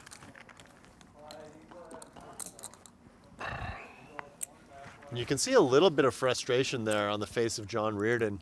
I'll tell you what else you can see. You can see a little bit of Hunter S. Thompson on the face of Sam Sovrel. There it is. I mean, you see it, right? Yeah. The likeness is mean, there. they're- Now, is it strictly bucket? Yeah, I think it's... But bucket shades combo, we didn't go full rose tint. I don't really think the facial features are that similar, but No, look, I'm not trying see to. what our audience I'm not thinks. trying to dupe a facial recognition Right. scanner, right. at the port of entry. But Maybe a bit of the same vibe. Sovrel now putting his chips to work. This is a spot where he should be very aggressive with Samau in the big blind, who has significant ICM pressure with Reardon being this short, and Reardon in the small. Reardon's hand looks good enough to me to just go for a pot-sized re-raise at this point. He's on 20 big blinds, and he knows how wide Sovrel is opening. is Sovrel's hand durable enough to oblige, though? Well, we saw him call a 3-bet earlier with a sort of similar hand, ace, king, 5 deuce, king high suit. He's got the 3 diamonds. The way he's running and the way he's playing, oh, he does fold. Okay. Yeah, and quickly. Okay. I hear where you're coming from. I thought he was going to see a you know, flop. you and had that he's feeling himself Yeah, assessment, yeah. momentum in his corner. momentum. But I'll tell you what, I like his decision spot, there right? because it tells me You that raise he's small, big he's blind, not out in 10, front of his raise skis. big, short stack Right, to and bet. another interesting thing is, Did you think of about course he fold wants to win the sometimes? tournament. To do that, you have to eliminate Maybe both the- players, but he's the maybe loser's in no got a good rush spot. to eliminate Reardon You with don't this. lose anything if you fold, man. Oh, Dynamic. pre-flop? No, I had huge hand. Just now? Actually, You folded to you, Jan? yeah. But really bad against 3-bet hands. Wow. So it's not like ace, king, 5 deuce, right? No, not that huge. Good needle there from But- Samau. I feel like if you play 2 truths and a lie with Sovrel, he'll just tell you 3 lies. Yeah, yeah. Lower my club. And then be like, my bad, I was having fun. Where is it from? Reardon You limping okay? in with the kings here. I am. Just kidding. Let me breathe, please. Okay. Breath work from Samau before he takes a peek. While you inhale, if you wouldn't mind scanning, that would also work, Ja. Oh, he's going to work. 240K, Sovrel. Jack 887. Is he going to be more inclined to hop into some pots right now with Reardon stack depth where it is and try to collectively, make Reardon play against 8 cards as opposed to 4? You're saying Samau? No, for Sovrel Sovrel. here. Maybe it's okay. Let's see if we can't get rid of this guy. Yeah, perhaps. Again, I think Samau is the one who really wants to get rid of Reardon, and especially if Reardon gets a little bit shorter. Sovrel doesn't mind keeping him around and just being able to exert pressure on Samau. But nonetheless, Jack 8-7, single suited, more than enough hand to get involved here. And I would imagine Reardon, King, King, Queen, 5, having limped So- on the button. Are we inclined to ship? Yeah, what I'm wondering here is, did Reardon limp with the intention to limp re-raise? And if so, of course, we're going to see that right now. And with Sovrel in the pot, it makes that option a little bit more enticing. It just depends how wide he thinks Samau is ISOing. But yes, he was intending this limp re-raise. Do you feel better about it? We know economically you do, with respect to Sovrel being in there as well. But do you feel better you about it playing in a the game? three-way affair in terms of the durability of your kings? Or You do feel better about it in the sense that you know that Sovrel's range is capped, so you know you have at least one opponent beat. If you happen to run into the aces of Samau, so be it. If not, you're likely to have the best hand, of course. And nice takedown there from Reardon. Yeah, so that might be the type of momentum he's looking for. excellent outcome without so much as having to take the flop there from Reardon. Double suited aces. I'm playing the game. You tried to trick me. And again, the idea is you want to be limping a lot of hands off that stack depth that Reardon had there. You have to balance it with some limp raises. Sure. And using a hand like the single-suited kings to say that I don't need to just have aces here as my value I don't know what to do, component. man. I'm so confused. Well, all those cashes bring him to number 29 on the year in the King, PGT. 10, 7 7 single. figures in earnings, but no wins yet. Rainbow. Yeah, looking for his first. In the hunt here. This would be a marquee win in his illustrious poker career.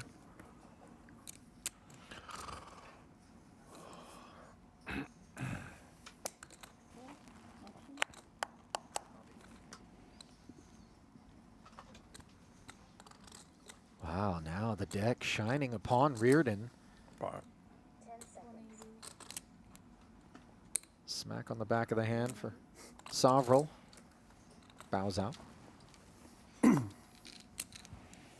Back-to-back pickups, albeit this one a little more modest.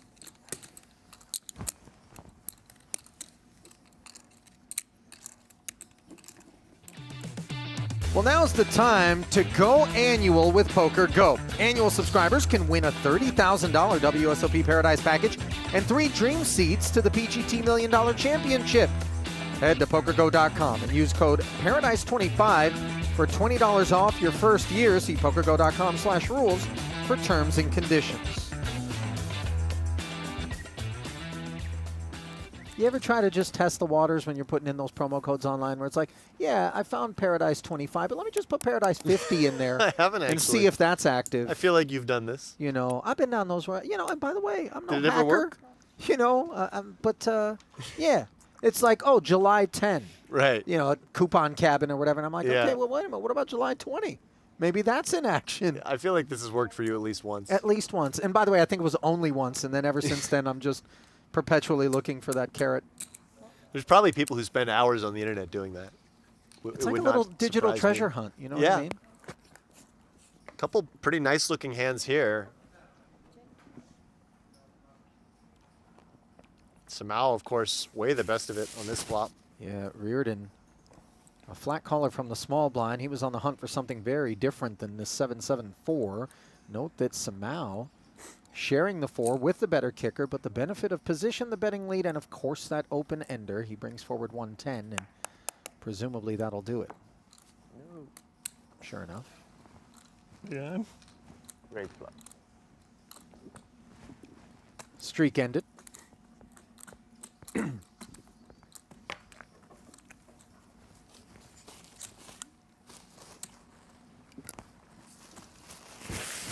You brought this up not long ago, Alex, but with the 2 quick eliminations, the hour-long levels, and the depth of these stacks where they are, you know, even Reardon there lurking 33 bigs, I'm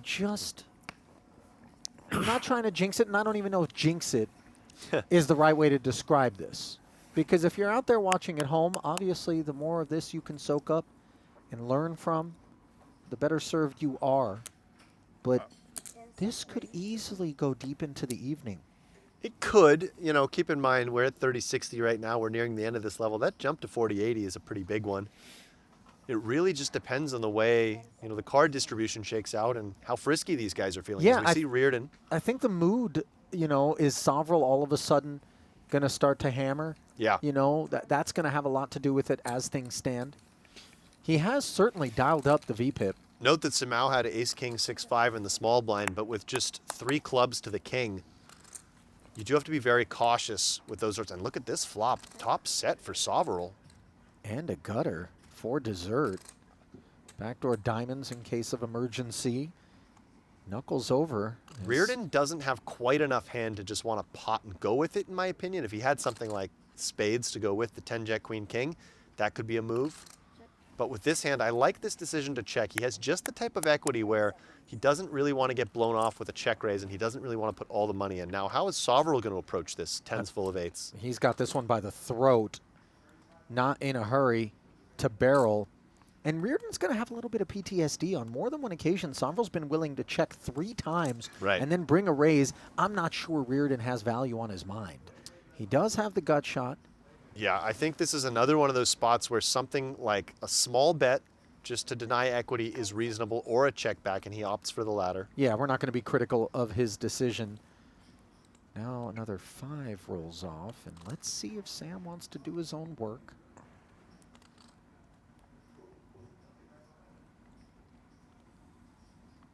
The issue for Sam is that it's hard to think that John's going to go for value on this river unless he thinks he's going to value bet all of his overpairs. I mean, the 5s and the 8s of the world are much more in Sovrel's range than they are in Reardon's as a button opener, even though we're playing 3-handed and a wider variety of holdings are going to show up. So he goes full pot. I like this decision. Me too. It looks polar. It looks as though he's trying to just blast through Reardon, who seems uninterested, but has a calling candidate. And it looks like Reardon has something like what he has, you know, maybe not a 10x where you have 2 10s, but something like pocket jacks, pocket queens, something that's just trying to get to showdown, and he's putting max pressure on those hands.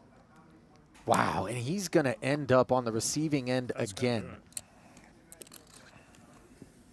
I mean, at what point are his udders just going to run dry? Yeah, perhaps just trying to make it to the next break is Reardon, as he is now down to 20 big blinds. Could use a bit of a reset. Very unlucky there, though. At least he didn't lose more chips, Ali. Betting the flop, you know, if you do bet the flop and you get check raised there, it's very unclear what you should do, and you may need to just call, and he could have potentially lost his whole stack. So checking back flop and turn did save him some chips, even though he had to put in the 5-10 on the river. One thing that is clear, as you saw just moments ago, is the points picked up toward the PGT leaderboard will be significant if Sovrel brings this one home, currently number 3. I'm writing a love letter for my wife. Really? She likes pocket 10s. You guys take too long, so I forget that I'm playing and start to think. That was good. He drew all the charts on a piece of paper. I'm creating a chart.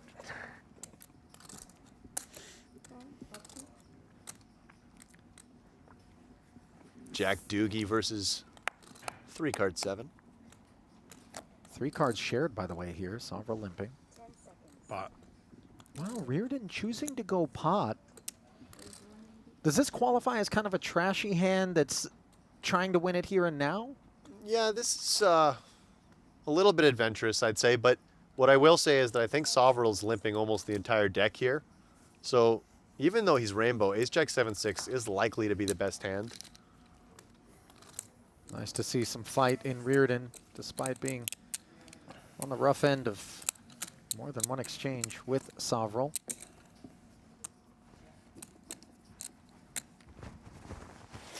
Thoughts on that purple hoodie as our cameras zoom in on it? Well, you know, first off, it does look like the dryer setting at the Reardon household might be a little bit higher than recommended by the manufacturer, just based on the pilling of the material. Also, purple is not necessarily the direction I'm leaning in. Lavender, Okay, yeah. maybe even a periwinkle, though I think there's a little bit more blue You know your in shades there. a little better than I. I had the deluxe Crayola kit. I don't think as a I'd kid. throw that hoodie in a dryer. That would be a hang dry situation. I've told my girl she likes to do the laundry, Yeah. but I said, listen, not a single thing, look at me, not a single thing that I put in the hamper needs to be dried. Come on, socks? Socks and boxers. Yeah, okay. socks and boxers. That's Yeah, I'm the but same. that's stone it. That's it. I like to hang my t-shirts You too. know? My brother-in-law, man, housekeeper threw a Loro Piana wool cashmere, you know, like a couple $1,000 you hate sweater to see into the this. dryer. Yeah. He was very forgiving about it, and then bought a replacement. No. She did it again, bro.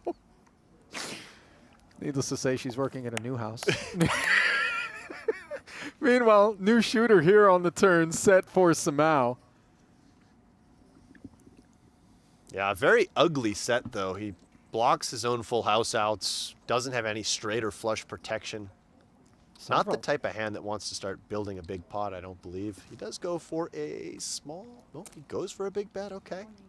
Now, Salvo flopped jacks and nines. Obviously, the board was sopping wet, so he was content to check it along with the field. Does have a couple of paths to a straight, and of course, the boat.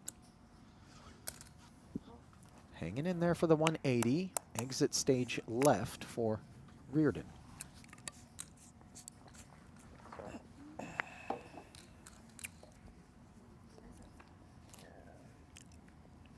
Hello, Queen of Hearts, and good night set of sixes.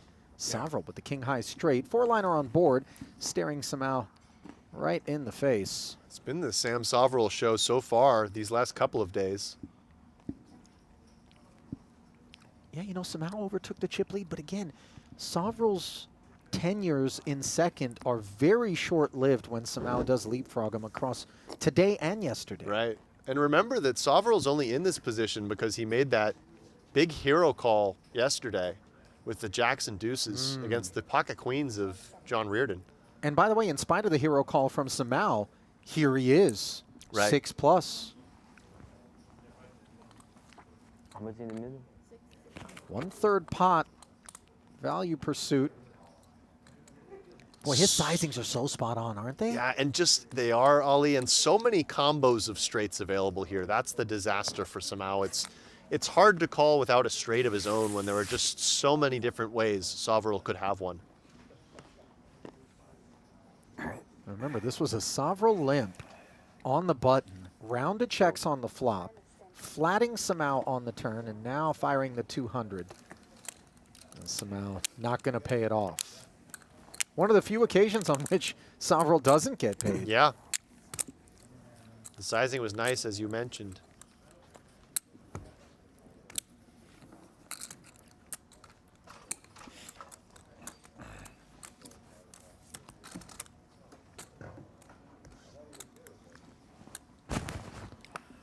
Right now, you're going to have to lay a big price if you want to bet Savril With just 8? to win. What? As you see his chip Just lead, ace? 8? greater than 2-1 over Samau, who in turn is greater than 2-1 over Reardon. The setup What? getting better and better for Sam to Queen high accumulate straight, you're chips. saying?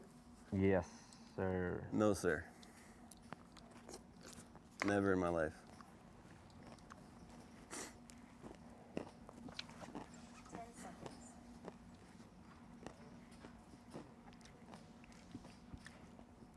Fold. That's the small blind raise draw 1 Yeah. right there. Yeah, that's a more of a triple draw, single draw Round type break? hand. I like it better in single draw than I do Yeah. in triple draw for sure. Looks like the players are going to go on a quick break here, Ali. Yep.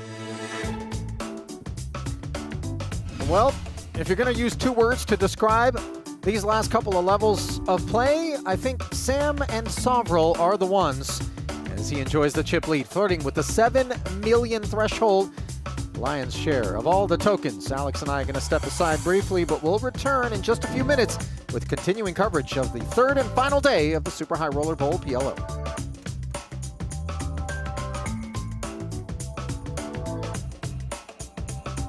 Want to play online poker for free? With Play Poker Go, you get the thrill of authentic poker anytime, anywhere. From quick casual games to action-packed tournaments, Play Poker Go lets you compete against real players around the globe, all for free. No bots, no gimmicks, just pure poker fun. Hone your skills and enjoy the poker experience you love. Explore Play Poker Go on web, iOS, and Android. Deal yourself in now.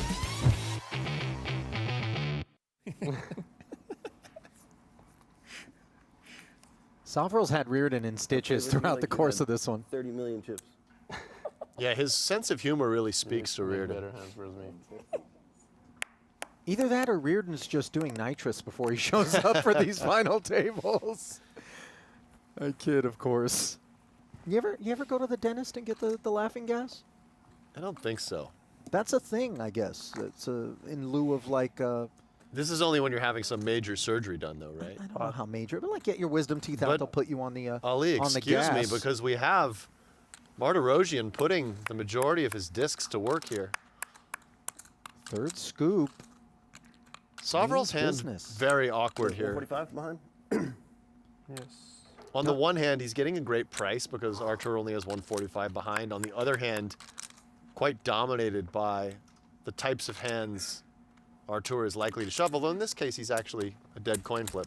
He does make the call. Critical exchange here. Sovrel Don't bet at all. Save Coin like flipping. 25 for your trouble, you know? just north of 10% pot back for Martirosian. Deuce, deuce, 6. Trips for Sovrel. Whoops. Very unfortunate for Artur. Not dead, though. Save 25 for your trouble. We check down. You play enough Pot-Limit Omaha, you know weird things can happen. He could go 7-10, 9-9, 8-8, queen, queen, but he's going to be dead on a lot of turns. Spade, spade. Spade, spade, of course, the most likely. Artur looking demoralized. First, Reardon check raising him to take a nibble, and now perhaps the final chomp. That'll do it. Yep. Full house. Deuce is full. Artur drawing dead. As even if a 7 rolled off to give him a straight, it wouldn't be enough. And so a short-lived sub-1 orbit. Third day of play here for Martirosian. He knows Artur's playing the game. Did That was a good shape. Did you put him on ace queen? Yeah. You just wanted to feel waiting safe for a flop safe without flop. two queens? He's getting away on a stack off? Yeah, queen, jack, deuce, I might fold, you know? Yeah. I like it. I like it. Smart.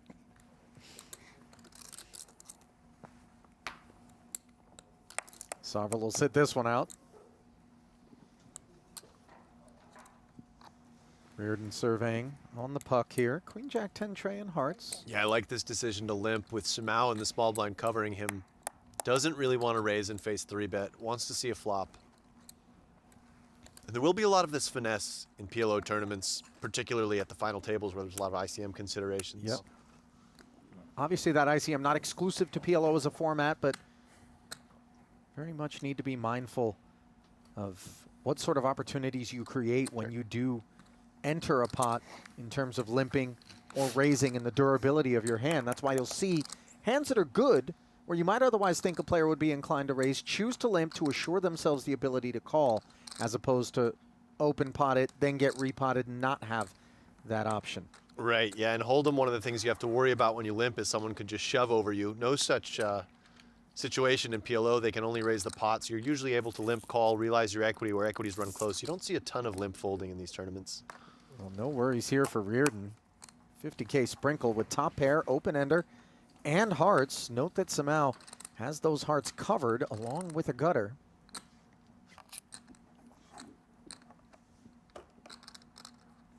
Yeah, Samau could call or even raise here if he thinks that Reardon is stabbing super wide on this flop, but calling is the most standard. Yoni, no piece.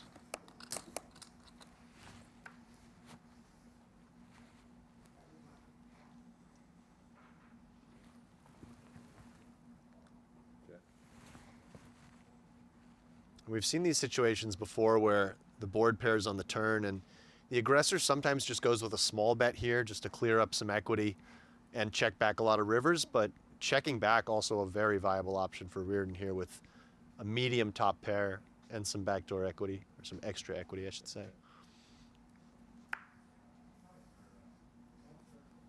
So board pairs once more on the river after the turn. Went check, check. No improvements to either hand. Yeah, kind of tempting for Samau to bluff this, just given he's at the very bottom of his range here with king high.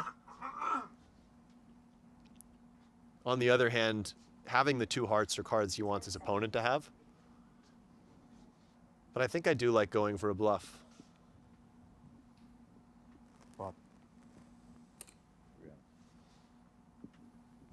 And versus a small bet, something like 1/3 pot, I think Reardon would have an easy call, but versus full pot, this is very uncomfortable.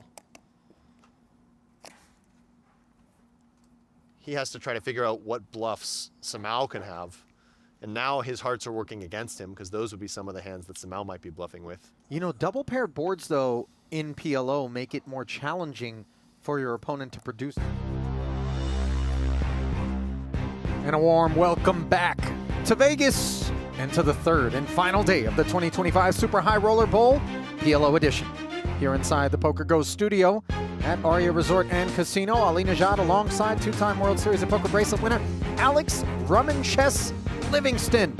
If you're out there streaming us live, by all means, feel free to interact over Twitter, aka X, as three players are left interacting in a bid for the title in this one. Artur Martirosyan and Joni Jukamainen, the two casualties on the day, as a $275K ladder being vied for at present by the Podium Boys. 37 entries, bringing $1.25 million, plus that ring to the eventual champ in this one, presented in part by Global Poker. 30, 60, and 60 we play. Oh, you both fold. It was a walk, right? It doesn't matter. Which I know. It's only like 6% of John's chips in the ante. No big deal. I wish I knew. Two suits for Sovril, and far too many chips to sit it out. Does come with the limp. Reardon, despite having position on Sovril, has really had a tough go of things against Sam. Yeah, nothing's really gone well. Besides getting that limp re-raise in with the Kings was a nice confidence-boosting one and a good pickup getting both his opponents to fold. Other than that, it's been slim pickings for Reardon over the last 45 minutes or so of coverage. Yeah, and on this board, nothing more than the 10 blocker to take pride in. Backdoor spades, which are bashful. And neither player likes to see this flop. Weak gut shot for Sovril. The lowly fours for Reardon, but will he put that 10 to use at some point? Apparently that point's going to be here and now.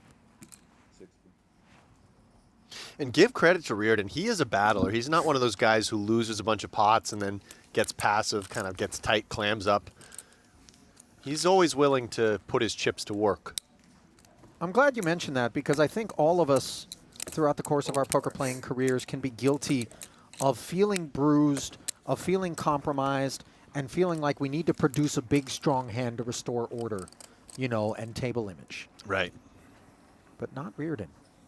It's just going to play them as they come. He plays with a lot of confidence.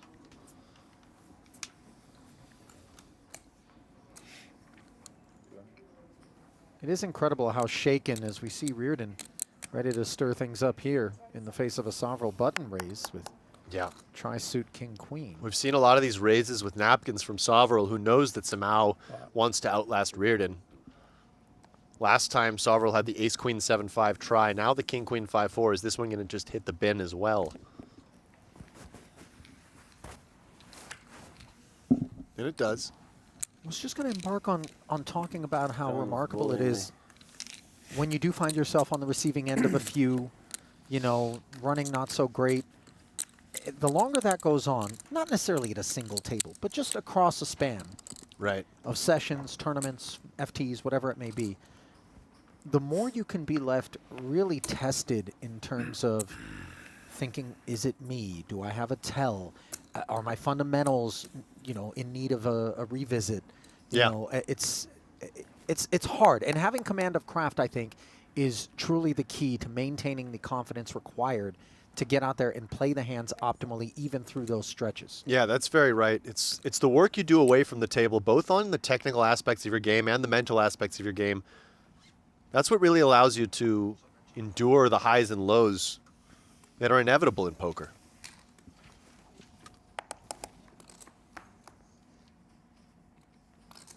King 10 deuce and a limped one pre. Nobody hits this board.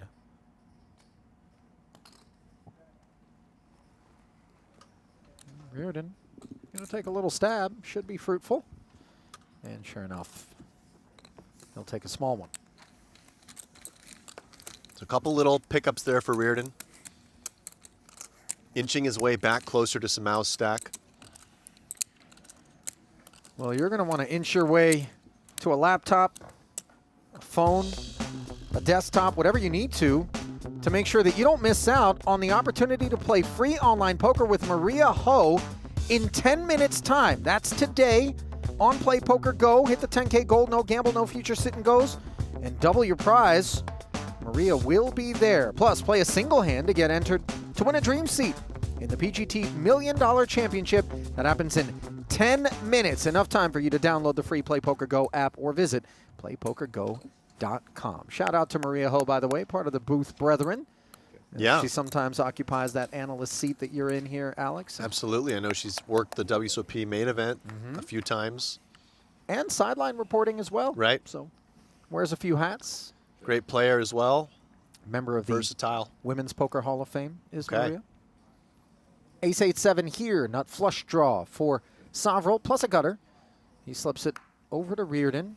Not interested at all. Same story for Samau. Board pairing 8 now. On the turn.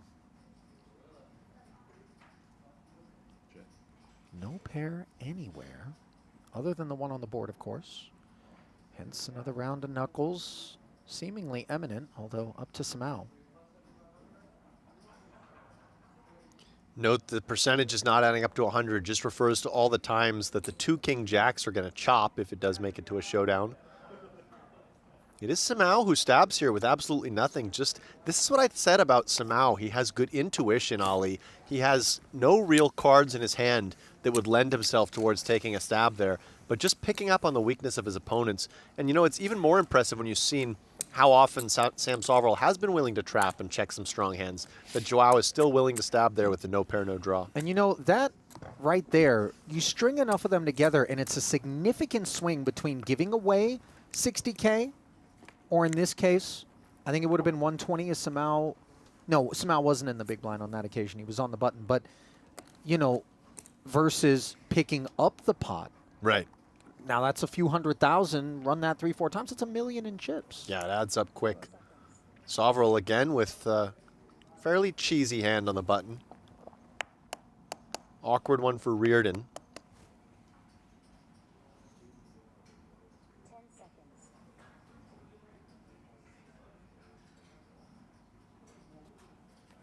Yeah, I like this fold even though we can see Sam was opening light. Single suited, somewhat disconnected jacks. Not going to fare too well there in the small blind. Somehow uninterested. Now, you referred to the holding as cheesy. Alex, I don't know how well you know your cheeses, but in terms of pungency, is this something like a mild cheddar? Maybe perhaps an Emmental or Swiss? What sort of scale are we working with here, mean, Ali? I would think the smellier cheeses would be the like weaker a hands. Gorgonzola or Blue, I think is really the cheesiest, Yeah. you know, out there. That would be a Drugel. Correct. Like a rainbow or No, something. but Drugels are suited from what you're saying. You Well, don't no, really they even don't call have it. to be. Okay, No, so you no, can just no. call it an offsuit Drugel? Yeah, but the thing is, typically we refer to the 2-suited Drugels, as we call them, double-suited Drugels, because those are the ones that get played in the game. Nobody really plays the rainbow Drugels. Have you had your eyes closed? I mean, you know, Sovrel's in here. Yeah. Sovrel's been playing some weaker hands. Yeah.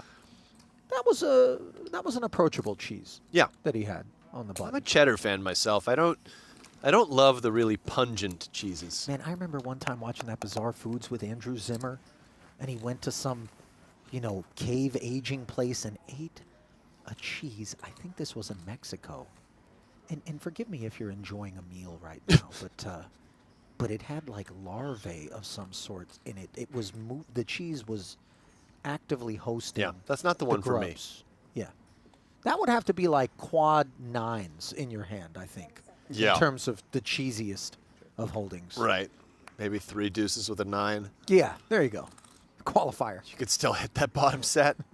Meanwhile, hitting this turn are both Sovrel and Reardon. Advantage Reardon with the ace kicker. Sovrel with the gutter. Wouldn't be surprised if Reardon just checks back again here.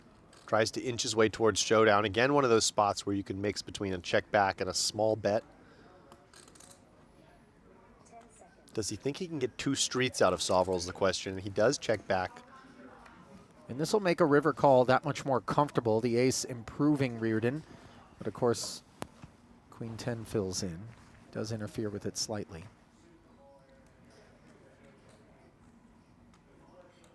Note his willingness to open on the button despite having 4 hearts in hand. The rundown of ace, king, 10, 9, just serviceable enough in spite of that dissuasive attribute to get in there.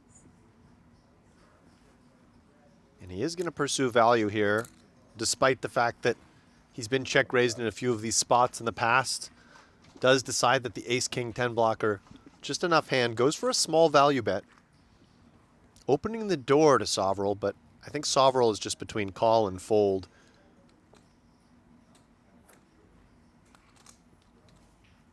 And he does just let it go. It looked like he was reaching for chips and then thought better of it, so nice discipline lay down there from Sovereign. Queen 6, 7, 8. Just shredded me. Probably shouldn't have folded then. Really?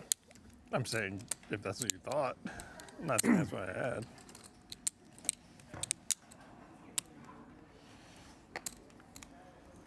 I had Jack, Jack, Ace, Ace. So Really? pretty different.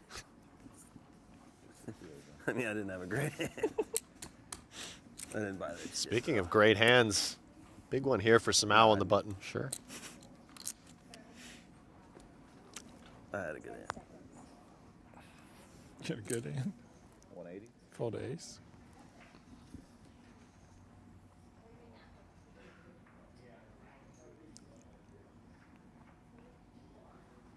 Shy of full pot, but Pot. meaningful.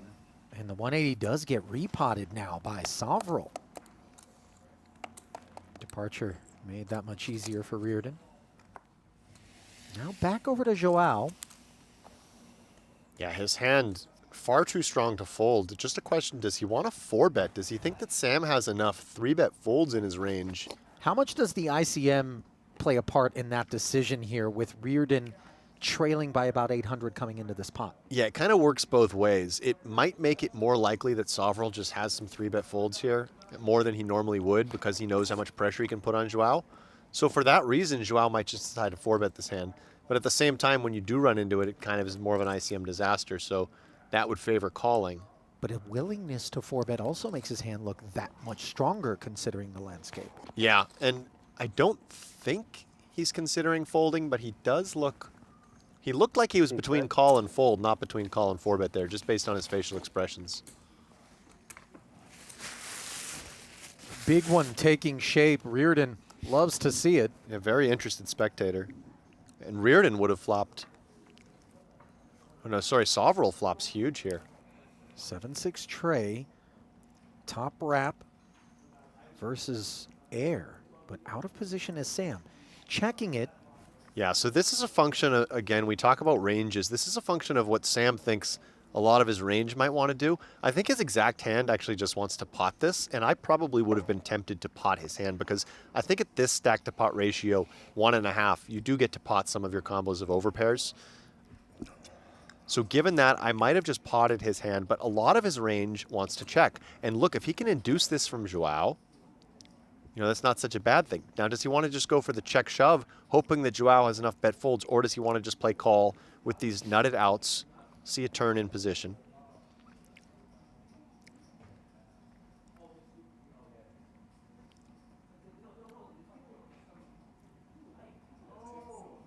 Pot. He does go for this check pot, so really nice execution here from Sovereign. If you think your opponent's going to stab wide on this board, a board that you will be check folding some chunk of the time. Boy, that feels really painful if you're Joao because it sends you down officially to the bottom of the leaderboard. Ever so small, the gap between here and Reardon, who are effectively level. How does this change the dynamics if you're Sovereign? Does it open up a wider berth for you to be abusive, or does it actually make it more challenging? It's a bit weird. It's one of those things. Let's imagine that instead of having 1.8 each, they both had 600,000 or 800,000 each. Then I think you can just really go crazy because one of them doubling through you doesn't help them that much in terms of winning the tournament. So they're really in that kind of outlast each other mode. When they're both equal stacks and they're kind of within reach of you, it's a little bit less clear because one of them doubling up could really shake things up. So you might have almost preferred a stack distribution where one is shorter and one is more handcuffed. But they're in kind of that territory where his lead is quite substantial. I don't expect Sovereign to slow down much in short. I know that was a long answer to a short question. No, that's all right. We've got nothing but time, my friend. We do. Time for a look at the PGT powerhouse himself. Sam Soverill's all-time stats, 99 cashes, 65 final tables, 12 titles we've touched on, averaging $1 million per title, roughly, 12.2. But TBD, how much more he's going to add to that. 2019 Poker Masters champ has spent plenty of his poker career inside these four walls and at this very table. Has looked very steady as his graph has been effectively up and to the right.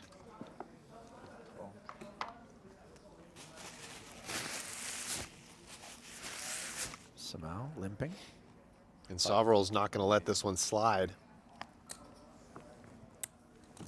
And looked at the limp fold from Samau, and this is not the first time Samau has limp folded, so you do send a bit of a message to your opponents that you're willing to limp fold and maybe make them, if they have one of those more marginal hands, go for the ISO a little more often.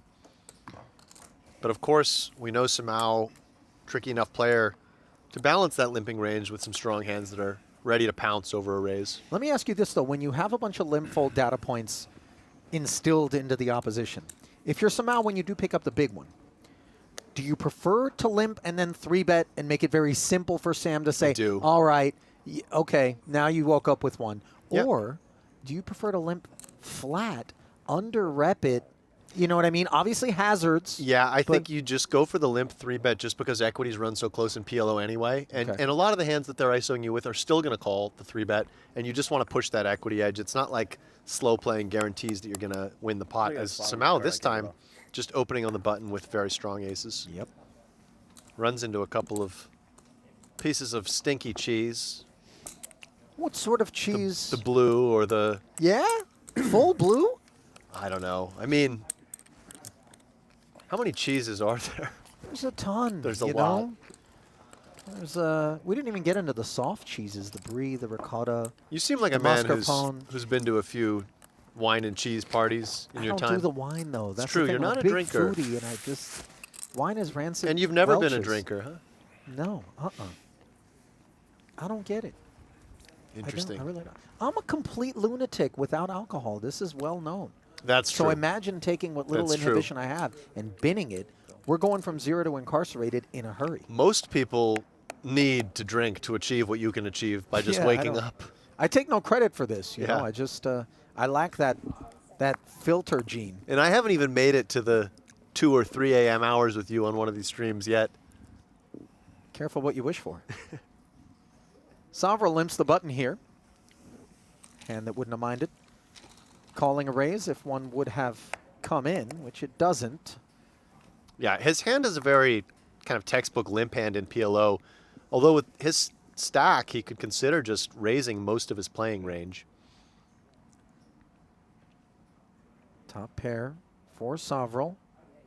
Best hand by a wide margin. If you're Sovereign here, you have a hand that doesn't realize super well in the check-check line where you have that pocket pair in hand. So I do like going for this bet.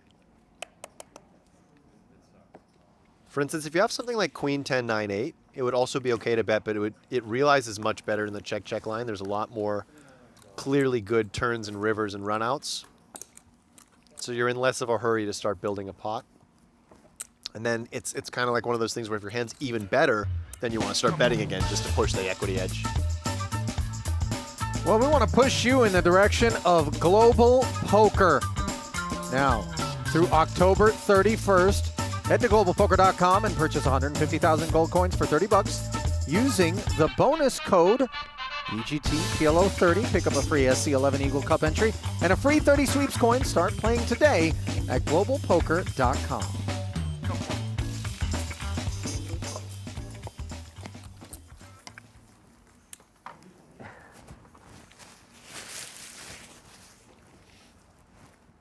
What smoothie is that? Shroom shake.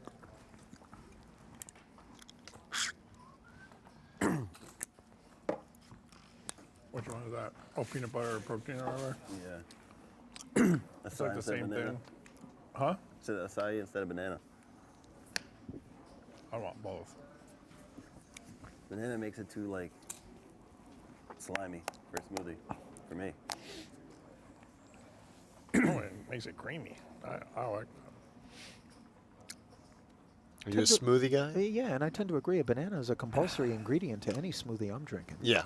I'm banana berries, protein powder, keep it simple. Maybe an avocado. And I housed one of those. Is Sovereign going to go for this? Ace 10, 10, 10. You know, you were asking earlier, is this one of those hands that they're just raising, sort of like the Hold'em raise, where you raise the 8 deuce off just to try and win the pot right now? I mean, I'm not saying this hand is as weak as an 8 deuce off and Hold'em, but this is kind of one of those things. He just wants to win the pot right now. His hand doesn't have great playability with the 3 10s, but does have some really fun possible blocker properties. The only thing that's fun is when you get to show it down as a winner and then observe the look on your opponent's face of disgust. Any sort of 9-8-6 board or something would be interesting in this case. Would mean a set for Joao. Ace 6-5, diamond draw plus the ace for Sovril. Bottom 2 for Joao. Yeah, a very awkward bottom 2 for Joao here on this ace-high texture with no diamond in hand. He does have 2 8 blockers. So assuming that Sovril bets, he could call and potentially represent the straight on some of those cards.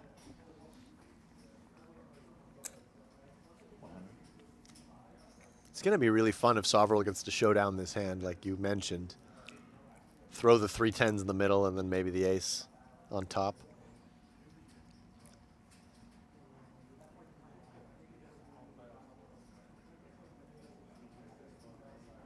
$100 into 420. Can't simply step aside as it stands. So to the turn we go. Sovril not behind by much. 6% equity dog, now greater than that, courtesy of this 3. I think Joao, if he didn't fill up, was really hoping to see a 4, 7, or 9 where he could put those 8s to work.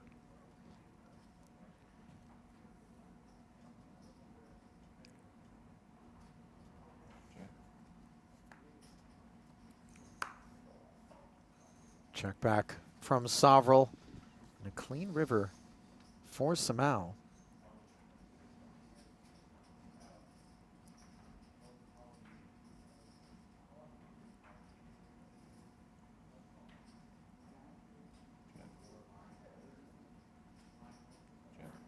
Proceeding with caution. No good. Third and final check. Sovril checks back. Did he show the 3 10s maybe? I don't think he showed them. Victory! Victory! Samau breathes a sigh of relief there. 5, 6, what? I don't remember. 8, 8. Oh, I had you dead. Ace 10, 8, 8.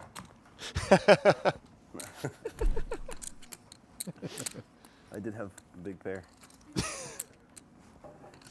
Some truth to that.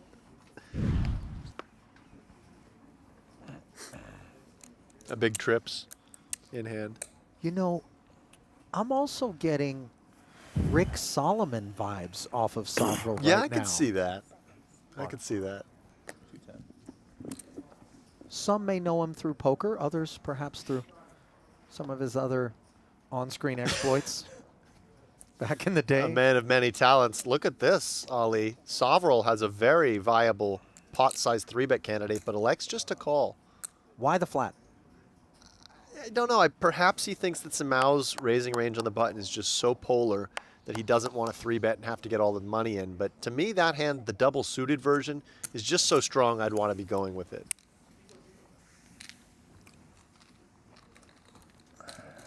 Of course, the flat allowing Reardon to take a nice price. Yeah, and it's not that, you know, Sovril's hand still does play well multi-way, of course. Ace-King 6-5 for Joao as it comes rainbow Ace-10 deuce. Sovril, top pair, inferior kicker with the Broadway gutty. Samau rocking the Ace-King. For instance, Samau's exact hand, I think, had Sovril 3-bet, would have probably been forced to fold. Non-nut suit.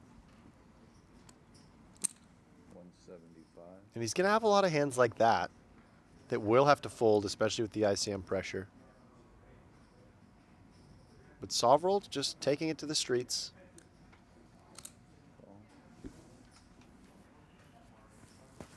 Bet and call in front of John.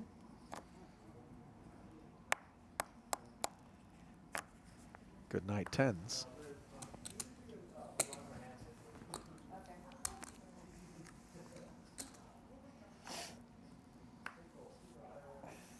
Hello, backdoor club draw. Neither player possessing it. Ace is up for Sovrel, sliding into the lead.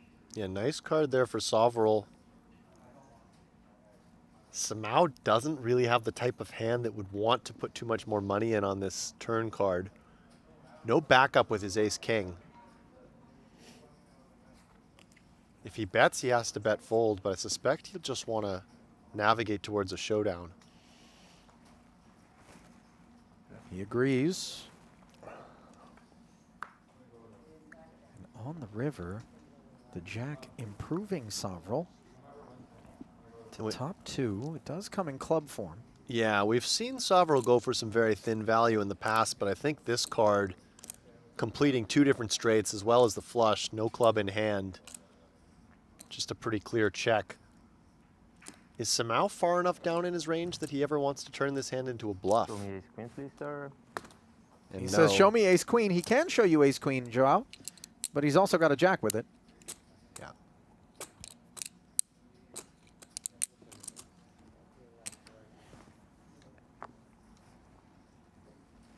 And with this one, Sovrel up and over 8 million in chips. New high watermark for him.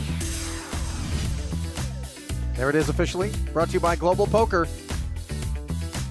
5-1 chip lead over Joao Samau, who is hanging on to second, ahead of John Reardon. 20-something big blind stacks jockeying, trying to prevent a third place finish to earn themselves a $275K pay ladder and a date with Sam Sovrel for glory.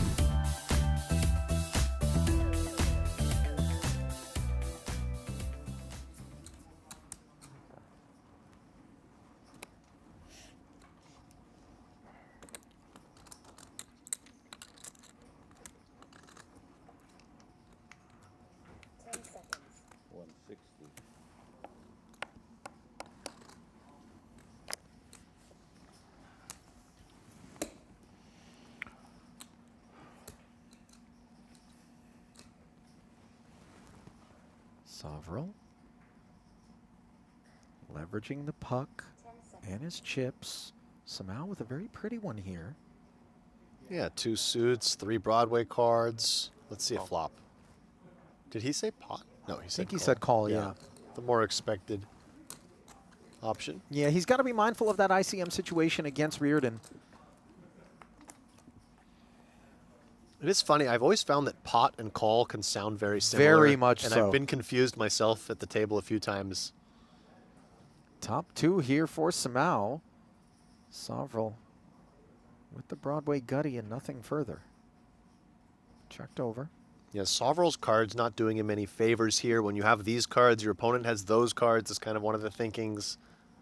Doesn't block any of the relevant stuff. Does like just a knuckle back. A king would be bad for Samau. 3 is cozy. Sovrel finding the pair. And Samau probably thinks that his hand rates to be best a lot here. But again, juggling that balance of wanting to get value and protection, but also looking at all the possible bad rivers. I actually like this check from Samau, given that there are not that many clean rivers for him to value bet if he does bet the turn, and keeping some of Sovrel's weakest hands in. Backdoor diamonds arrive, unpleasantly enough, for Joao, further dissuading him from a barrel. 4-liner on board as well. Yeah, so Samau's hand is a clear check, and now Sovrel's Queen of Diamonds is quite a nice card to have. Blocking Queen 9, blocking flushes. He's near the bottom of his range with 3. I like this a lot. Yeah, And this is excellent. not simply because we can see that Samau's going to have a tough time here, but just look at how credible it is. It's excellent execution. Yeah, it's For fans. and the way he's played this hand on all streets is great, right? He doesn't have good properties to bet either the flop or the turn. And now on the river, he actually does have good properties. Plus, What is plus at the bottom Samau of his reading range. off of? I'm not sure. Is that allowed? Was that a... Was that notes? I think he was being cheeky, not actually Yeah. Like the amateur blackjack player Right. rocking up and going, what do I do when the dealer has a 3 and I have 12? He might have just been reading the hand rankings, Ali, trying to work out how Jackson 10s does. Excellent procedures there from Sam Soverel as he now has 3/4 of the chips in play and is running over the opposition. He's got a nasty little PLO game on him.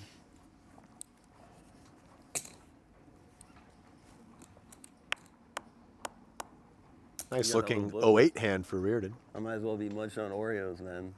You can't do that. Teddy KGB Rounders reference there from Soverel, trying to make it seem like Joao correctly laid down, as we know it was nothing more than 3s. Ace, King, Queen, 4 for Joao here. If he had 2 suits, this would be an easy repot, even with a nut suit, perhaps. What's he going to do here with just the Queen High suit? 6-9. He does elect to pot it. And Soverel, in the face of 2 raises, his King, Queen, 10, 9 shrivels up significantly. So 210 turns into 690. Now, if Soverel might just have these dollar signs floating through his head, he could think, I could just take them both out right Just here. win the tournament right now. Yeah. Instead, Samau wins the pot right now as Reardon lets go of a lot of hand. Yeah. Surprised at that? A little bit, but I do understand it. Again, just given the ICM implications, given that he feels that Samau's 3-betting range is going to dominate him quite a bit. But he does have 2 suits. It's tricky, right? Because when you're even stacked with somebody like that, and now you let them build a bit of a lead on you, it can be a little difficult to kind of come back from that. So, Is that perhaps an opportunity to illustrate why we would favor the limp on the button, even with a hand as strong as that, given Yeah. the landscape? Or if we're going to raise, maybe do so a bit smaller? I like the pot if you're going to raise, because I think Okay. when you get to 20 bigs, you want to play limp or pot. You want to apply max pressure when you do raise, given you're raising a tight range anyway. I think his hand is right on the border between wanting to raise and wanting to limp. It makes a decent amount of sense to me as a raising hand with both the 2 suits. But similar types of hands, maybe the single-suited versions, I would definitely be in favor of limping. No limping on my watch, says Soverel.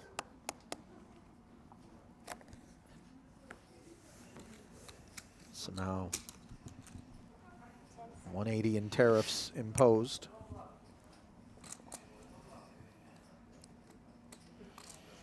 Was that a tariff reference? Yeah. You know, It's a sensitive subject here for the Canadian, you know?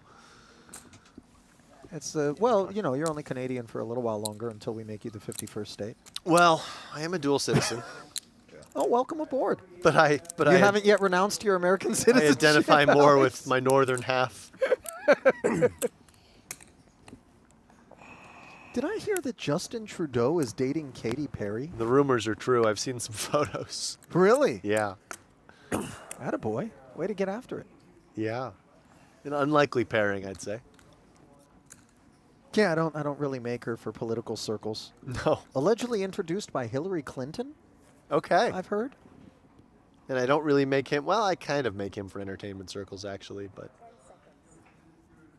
This is going to be weird, but my girlfriend's cousin was in town the other day, and his wife is best friends with Katy Perry. They live up in Santa Barbara, and Okay. that's how I heard this. All I'm right. not, So- I'm not, you know, nationalenquirer.com. it's a very or whatever. thinly veiled brag there, Ali. No. You're What, friends how does with that the make rich me and cool? famous. I'm not.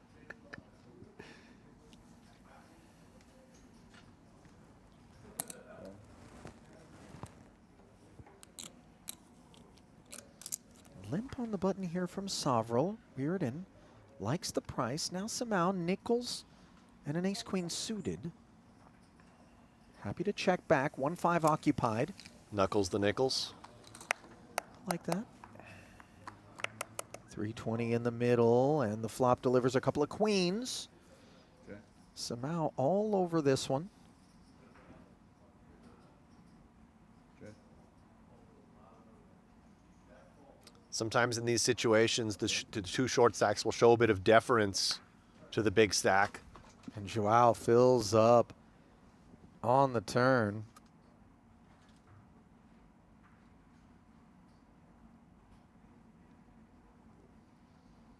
Check.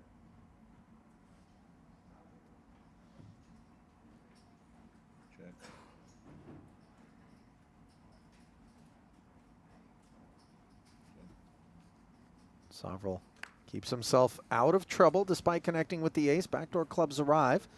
No one has them. And perhaps now Samau will elect to pursue value, thinking that flushes might not bet, but would call a bet.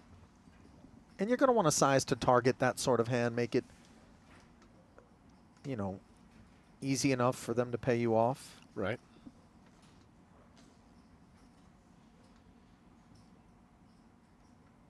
I think it's too optimistic to just assume that Sovrel will take the lead in this three-way pot after checking both flop and turn. Looks like he agrees with you. 240. 10 seconds.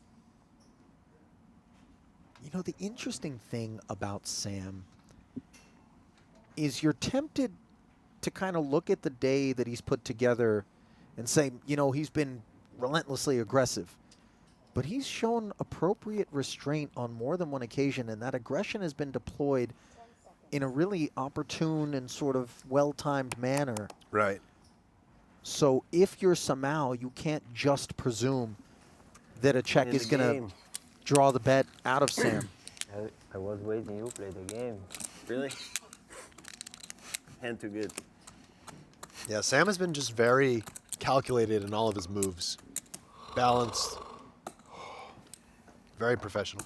But the way that he carries himself, I think, throws you off that scent at Yep. the table. You know what I mean? He just Right. seems like he's out here gunslinging, having a good time, you know, chatting, trolling. But very surgical. And this has been his OR without question. Pot. Is Reardon. Says pot. Not exactly the most full-throated declaration given the lack of tokens. His stack has unraveled considerably. Ace, king, queen, 3 tri-suit. Big slick shared by both. And Sovrel's going to be ready to run this one. 3 bets it. 600 of the 645 back demanded. Yeah, and there's no getting away now as Reardon, having put in such a big chunk of his stack. 10 seconds. Yeah, unlike the 210 and concede versus Samau with the double-suited ace moments ago, this is a different scenario. Yeah, blinds are up 40-80. He's put in the 280. There's more separation now between himself and Samau.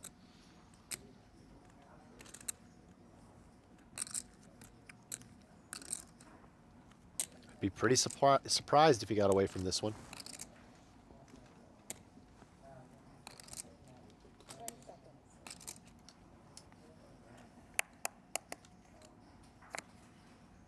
On. So the final 45, voluntarily deposited by Reardon. Ever so slight a favorite, as you hear Sam say, chop it up. Danglers are what's going to matter here, spades and diamonds. Possible straights for both.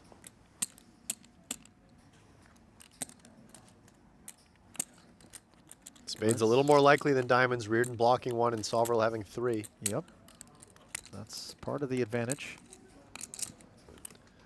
Ace, deuce of diamonds, king of clubs. Let's see who gets their nose out in front on this flop. 9-4 Trey. Blood. Reardon with top pair now. Just cooked. Way out in front. Trays for Sovrel along with backdoor diamonds. Kings up Ace for would be both so players. disturbing, so yeah. Sovrel needs a queen or a tray here. Ace for the chop. Ace so fair. You know? It's just so fair. You know, John Reardon's going to double up here. Huge pickup, getting him 925. back to just over some mouse stack now. 6.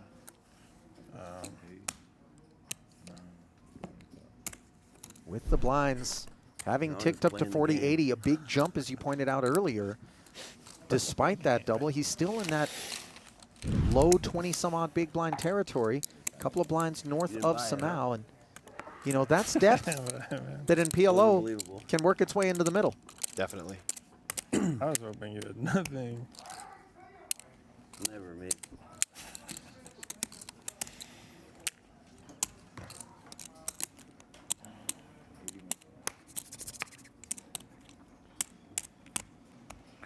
Resiliency on display from Reardon, who's had a number of L's hung on him by Sovrel, but I got chips to spare. That's gets not a little problem. pound of flesh there.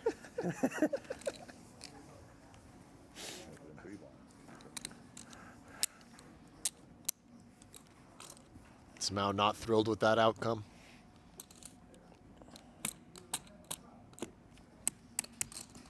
I'm all in. Where's the little button? Sam's speech play is so strong, by the way. It's He's throwing great. all kinds of curveballs at you. Yeah. Yeah, feigning strength. In sort of a believable way, he's very mixed with his honesty and dishonesty in terms of what he conveys. Remember at the top of the day against Yukomainen, he was just like gargantuan hand, Yeah. and then showed it. And he had I it. mean, he's very good at image Yeah. farming in that way. Yeah, he is. And knows precisely what the temperature is out there in terms of perceptions at any given moment. King 7 deuce here. This is not what Reardon had in mind. Nothing more than a 7 for Sovrel. No, but a dry enough board with the 7 blocker, he may feel compelled just to take a stab, try to take it down right here. He's got some ways to win the pot if he does get called. 235.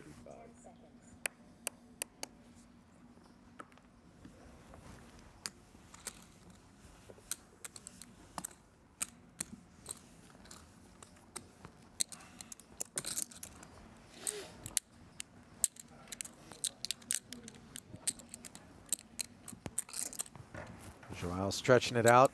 I'm feeling that I will double up now. John got both of us tilted in one hand.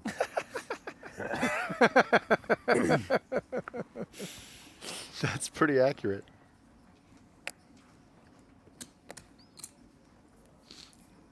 Raggy ace with some clubs.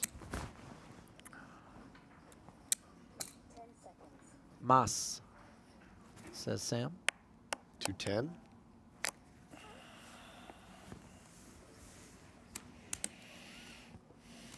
Note that would have been full pot at 30-60. Not the case here. 280 full pot on the button.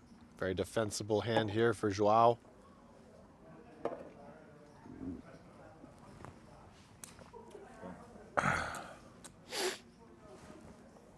He agrees. Admission paid. 540 in the middle, along with Jack Ooh. 8-5 and a couple of spades. Top set for Samau. Nothing more than 5s and backdoor clubs for Sovrel. And let's see whether or not Zhao is going to be able to lure Sam into a C-bet.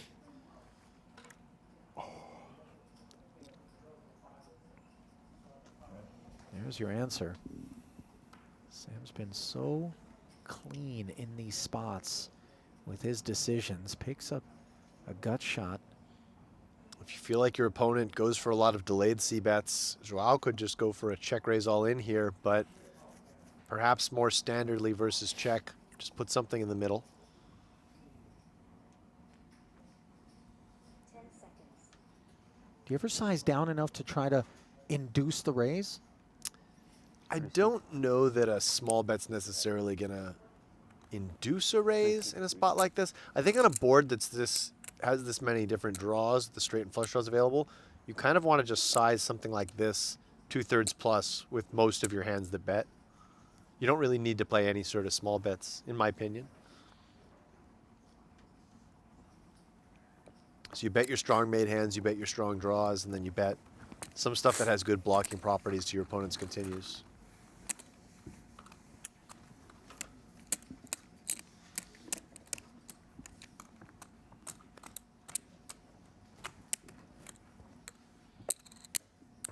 I was the big blind?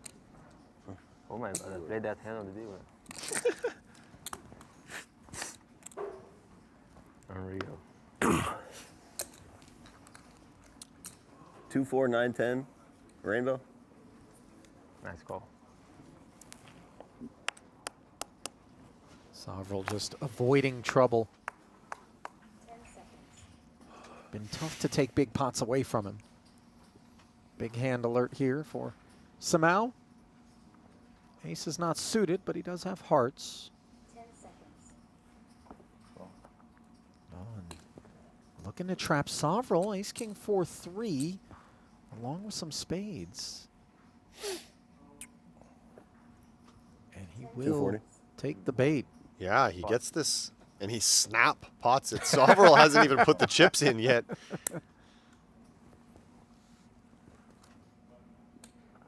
Boy, that really did scream strength, didn't it?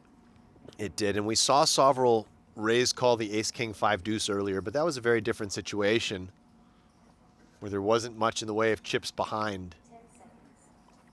I love the dramatic pause before actually Yeah, that delivering was- the 240 for Sovereign. Sam's good TV. Time extension. But Ace King 4-3, not He's gonna good take hand. it. In this spot, he decides appropriately. Crazy Brazilian. Nothing?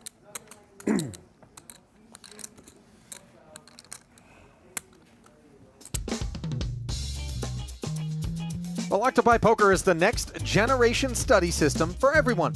From casual players to elite pros like Stephen Chidwick, it's fun to use, affordable, and full of features. Head to OctopiPoker.ai now and check it out.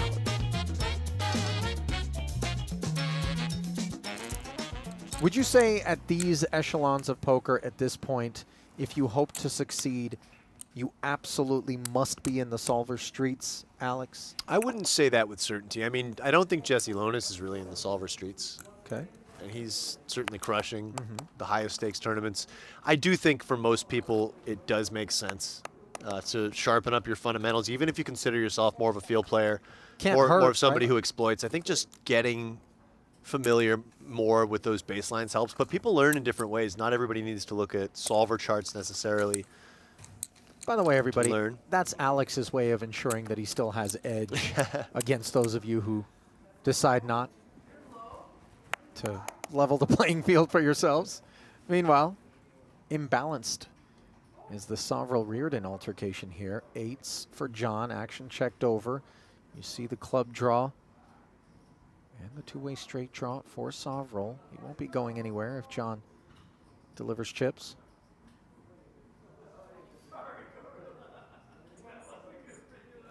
Difficult board for John to deliver on, however. Note that Reardon raising this over the Sovereign limp, the ace-8, 5-3, 8-high tri-suit. Pretty weak hand. 10 on the turn. Sovereign now with two pair. Two-pair open-ender flush draw, but none of it to the nuts. Strikes me as a very nice checking candidate. Might Reardon close his eyes and decide to rep ace-queen, which certainly would have been a reasonable check back on the flop as a player that made it 240 pre. 10 seconds.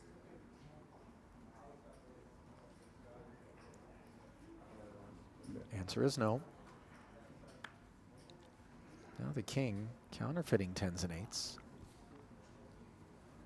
Sam's hand still best, of course, but he can't feel very good about it. Not at all. Single king hands definitely could take this line. Loses to all the Jack X, 10 with a better kicker. He does have an interesting hand to consider bluffing, and he goes for this. Yeah. Turning his hand into a bluff, representing a full house and blocking that full house. And that's a really nice play. Of course, he had the best hand against Reardon, but he's going to put pressure on a lot of stronger hands than that. Again, the luxury of having that big stack and putting a foot wrong and still having a considerable number of chips, emboldening those sorts of decisions there where you could easily get snapped. Without a doubt.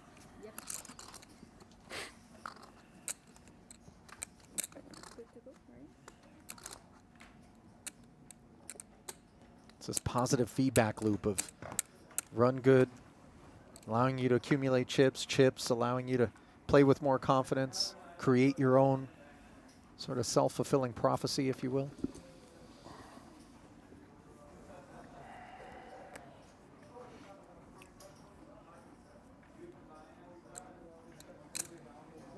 So here's Sovereign. Sovereign hasn't found too many hands he doesn't want to play on the button. I think we No. can say Ali. No. Playing all the shades of cheese. Reardon, clear pot. Pot. Pot, 830. Raise 830. And wow, what a hand for Joao Simão to pick up. Well, the clarity with which Reardon was able to 3-bet, is it afforded Simão here with this specific holding in turn? Yeah, I think versus this action, Simão can deduce that Reardon has aces or kings at a very high frequency. Of course, he's going to have some ace-high Broadway type hands as well. Maybe some double-suited ace-x rundowns. Didn't make a meal of it whatsoever. No time banks utilized. Sends it straight into the bin, and Or flipping. despite having a king in hand, did bullying so me. appropriately against the Yeah, like kings. Yeah. Big rundown or something. Still always a bit painful to even look make it down at a work hand this like that, three-handed, and have to fold it. But Especially when you're looking at rags, you know, more often than not, Right. suddenly, all of a sudden the heavens open up and give you this pretty sort of premium yeah, three-handed delivery, and then you just have to return to sender. right. That's really the most frustrating. When I'm out there in a cash game session, I'm card dead, card dead. You pick up like a nice, you know, 3-card in Badoogie or something, and it goes under the gun raise, under the gun plus Oh, 1 yeah. 3-bet. You're like, well, I'm not going to draw to this, am I?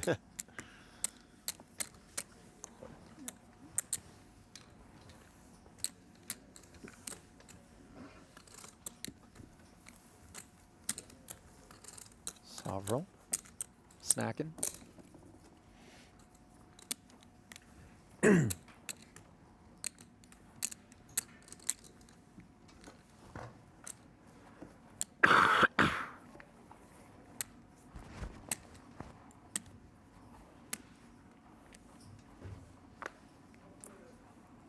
Sam's shirt sleeves have really borne the brunt of whatever this respiratory distress is that he's afflicted with over the last 2 days. I mean, certainly would make sure a dollop of bleach into the next load Yeah. would be appropriate, I'd say. And you're going to want to use the hottest setting on the You on know a the lot washing about machine. laundry, don't you?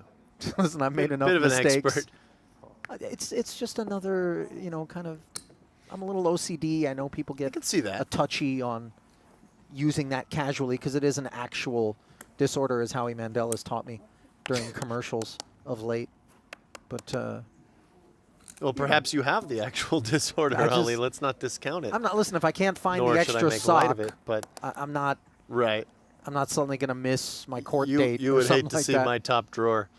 Oh no. Ace 5-4 tops his Reardon with bottom 2. Simão, by the way, very nice limping candidate. Weak kings. Plays pretty well multi-way. You can make top set. Doesn't really want to raise and face 3-bet, even off this stack depth, with Reardon being shorter than him. Reardon just stacks some nice characteristics in his hand. He's got 2-pair. He's got a heart. He's got a potential future straight blocker. All his cards are working in some way to block his opponent's continues. 80 in tickets, sir. Big blind special. Sam has so much flair. Yeah, he's got a bit of the Sean Winter in him. They're Oh, different, but Winter is the gold standard in right. in antics. Yeah. His facial expressions, honestly, like I mean, if I Buzz- could get a Sean Winter like calendar, Yeah. just the 12 shades of Sean, you know, that's right up on my fridge. I like You it. know, Blesnik's got some antics too, done in a slightly different way. yeah. He's a bit more in your face with it. What the beauty of those two guys in particular, unlike Sovril for me, Mm-hmm.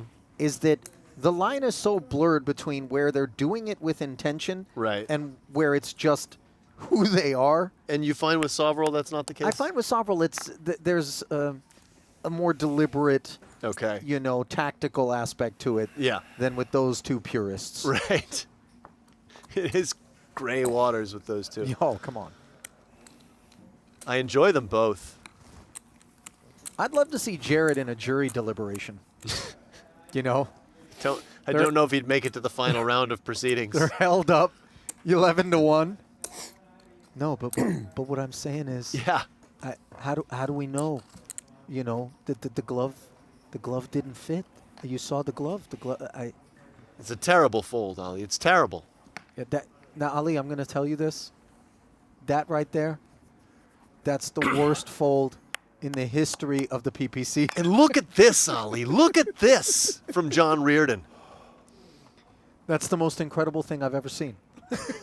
There's not great. You're right. It's a lot of black and white. Jared, by the way, he's the king of hyperbole. We're kind of reenacting some of the commentary that he put together during the World Series this year. I happened to be in the booth with him for the Poker Players Championship, and he won a lot of fans over with that, but maybe not from the players who were at the table, because he had some very polarized takes on what he saw. I think most people respect Jared's style in the booth. I'll be honest. There's times when I wish I could be a little more like Jared and just call it exactly as I feel, but he's not afraid to tell the audience that he thinks players are making huge mistakes with a certain level of emphaticism.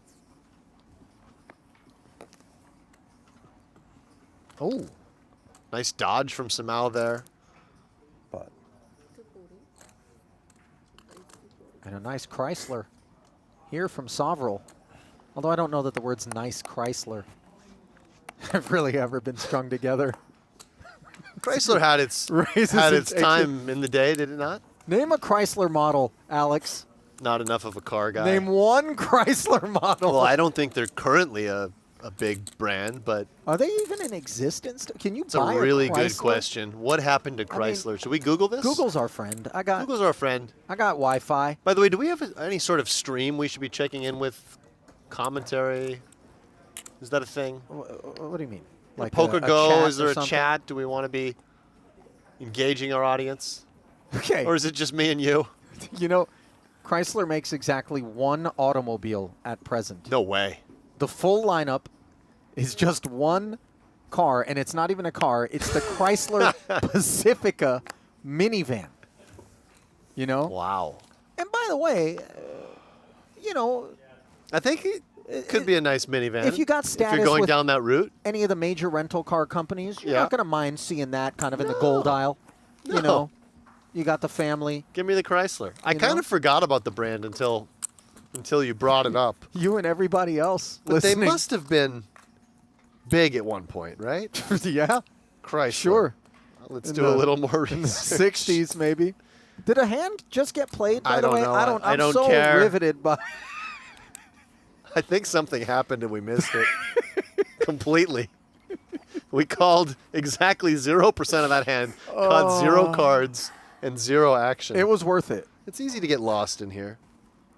The Chrysler The original Pacifica. Chrysler was founded in 1925, Okay. talk to 100 me. years ago, by All right. Walter Chrysler. All right. At one point, they must have been huge. In 2023, they still had 81,000 employees, all of them just working on that one minivan. I promise you at least half of those Chrysler employees weren't doing a thing. They did file for Chapter 11 bankruptcy in 2009. Dude, they're so burdened by pension plans, man. They're drawing stone dead to solvency. You know what I mean? That auto Yeah. workers union, they made sure that they got seen about somewhere along the negotiating line. Chrysler is the smallest of the big 3 U.S. automakers. Yeah. They're considered one of the big 3. Yeah, there's Ford, Ford and GM are the other right? two. And then, you know, and then there's Chrysler. Chrysler was the world's 11th largest vehicle manufacturer. Okay, maybe we need to stop talking about Chrysler. I Should feel we like short Chrysler? Is that's an idea. Are they still you publicly know what traded? I mean? They're in bankruptcy, so I don't know whether or not you can actually still trade it. It's probably part of another. Stellantis is I think it's Jeep, you know, Chrysler, I saw the word Dodge, Stellantis when I was looking at the Eagle. Do you remember Eagle? No. So it says Stellantis North America, Ford Motor Company, and General Motors are the big 3. So I Yeah. guess Chrysler's part of Stellantis. As we see, Sam Sovril, 3 queens and a 9, no suits. And gets caught. Yeah, this is just going to get chewed up by Reardon. But you see Sovril continuing to try to apply max pressure to these 2 players as he figures they may be in something of a bid to outlast each other. Nobody See- can really threaten him now. 3 queens and a 9, that's kind of a not so grand caravan. Yeah, A Dodge, if you will. a Dodge. He should have tried to dodge, Maybe but instead a used Dodge. he burnt out the motor. Great blockers to strong hands, though, 3 of them. And notice the second time that Sovril's been dealt trips and decided to play it aggressively. You ever driven a minivan, Alex? Have I ever driven a minivan? Yeah. I feel like I rented a minivan one time at an airport because it's all they had. So it wasn't exactly by choice, Ali, but yes, I believe I've been behind the wheel of a minivan. It really, and respect to everybody out there who has Well, it's a good minivan. family It's kind of vehicle. utility family situation. But, I'm not going to lie.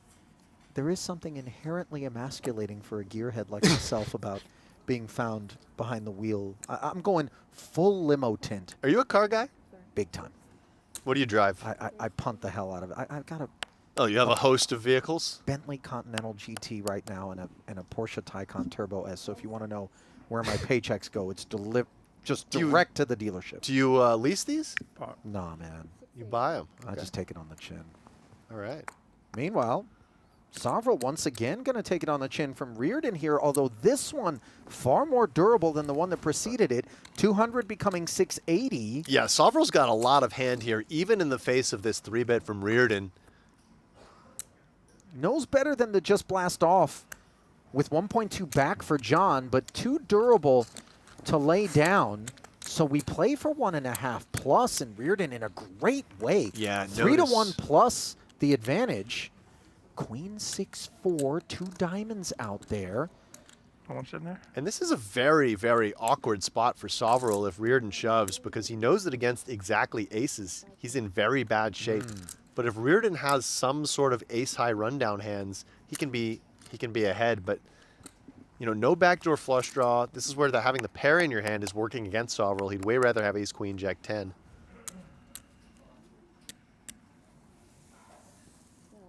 I'm not on. How much? Reardon correcting the dealer. He's not all in, keeping that What's nickel the back.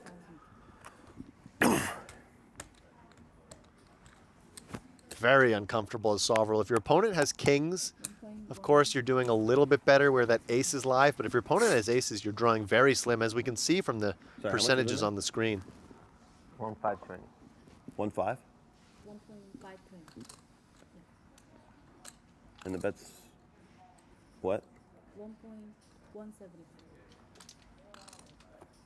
Call. Uh-oh. And he does call. Sovrel in an awful way. We're not going to be on our backs just yet with 5K back, but Reardon in an incredible spot here to win the most significant pot of the day. Nearly 4 million in the middle. Sovrel hunting a queen or a jack. Instead, the 3 of clubs rolling off. 2 quick checks. 3rd club out there. Good luck bluffing it. 5K behind. Boy. Hence the drama still here. How strong is a river barrel from Reardon? Right you are. Or the best That was a bluff bad of the chip. century. It's going to be the loudest 5K chip ever deposited. Note that by not going all in, Sovrel doesn't have to show his hand here. Oh, yeah, that's actually So an that's interesting actually wrinkle. kind of what a we were playing benefit for Sovrel. Able to maintain some mystery. I think he did show it anyway, it looked like. But under no obligation to do so. And now Reardon within striking distance of Sovrel. Interesting distribution here. In some senses, Reardon was going to feel some ICM pressure. On the other hand, Sovrel cannot just try to bully Reardon too much. Because if Reardon could double through Sovrel or win a big pot off of him, he'd overtake a nice lead himself. Sam still with plenty of tokens and still with plenty of ICM pressure that he can apply. Now on to Sovrel with Samau lurking alone at the bottom with 1.5 million. But you saw the hungry Hippos-esque haul-in of that pot that definitely wet Reardon's beak. Still not done collecting the chips. You know when you can't finish stacking before the next hand is out, you want a big one. Yeah. Either that or one that got paid in the smallest denomination.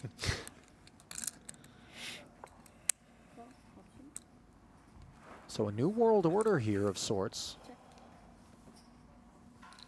Somehow treading lightly. Sovrel allows it. And let's see how Sovrel changes his game now with Reardon threatening. If at all. True. But I do think, you know, Sovereign very sensitive to the intricacies of tournament poker. The kind of guy who's very patient with a short stack.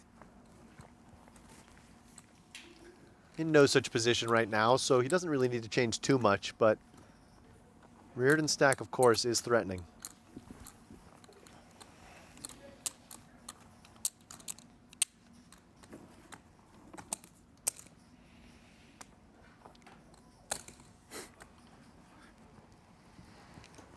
Boy, this has really been a push-pull clash of the Titans.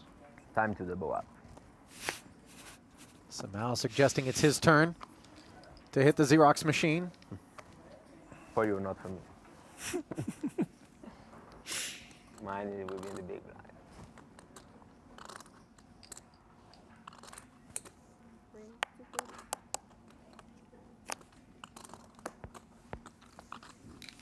Sovereign. A very moldy piece of cheese there for Reardon. Jack 6-3-3. I got a confession, Alex. Cheese is effectively mold. Yeah. Yes? Now, not the green, slimy, wet, you know, but if there's a little bit, you know, just a tiny bit, not like the fuzzy, but you can see the kind of Are we talking beginnings. mold in other foods you're going to eat? No, it? just cheese. Just in cheese.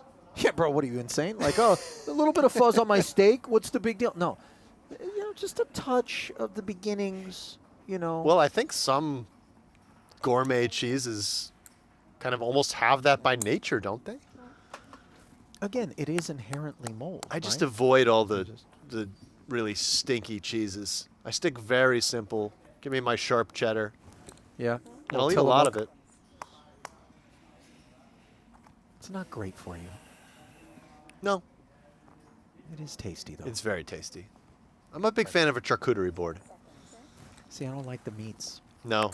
Just that, I'm good. But you do eat meat. Yeah, come on. You don't like the charcuterie meats. Nah, the cold. Anyway, the hell are we on about? Ace Jack 5. Rainbow here. Ace is up for Reardon. He's got the meats. It's very easy to forget sometimes. There's a tournament going on. Aces and deuces now for Sovereign, second best.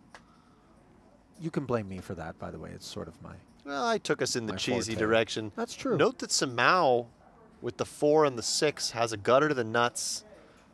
Could potentially take a stab here in a pot that's been checked down on the flop, but no. Sovereign also content to knuckle and now finds a 9 for the winner on the end. And if he does come with a value bet here, which we expect he will, going to be difficult for Reardon to get away from aces and 5s.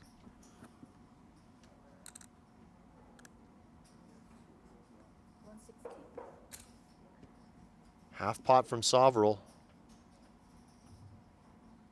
Reardon's hand likely just a little too good here, where this pot's been checked down the entire way.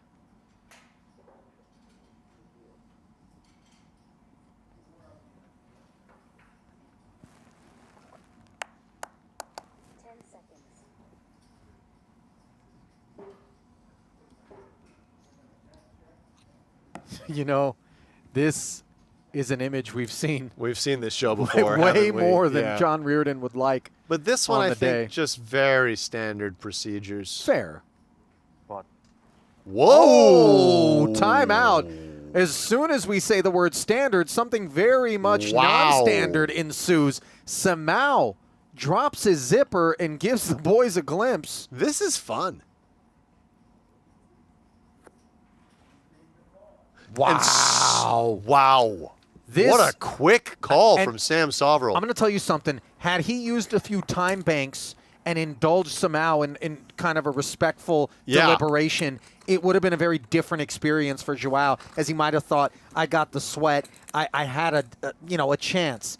Instead, He didn't even give that a consideration. that was wild. And with that, just look what Sovereign has accomplished. Back up and over 7 million, putting breathing room between himself and Reardon. 2-1 lead over second. And Samau unravels to 6 bigs.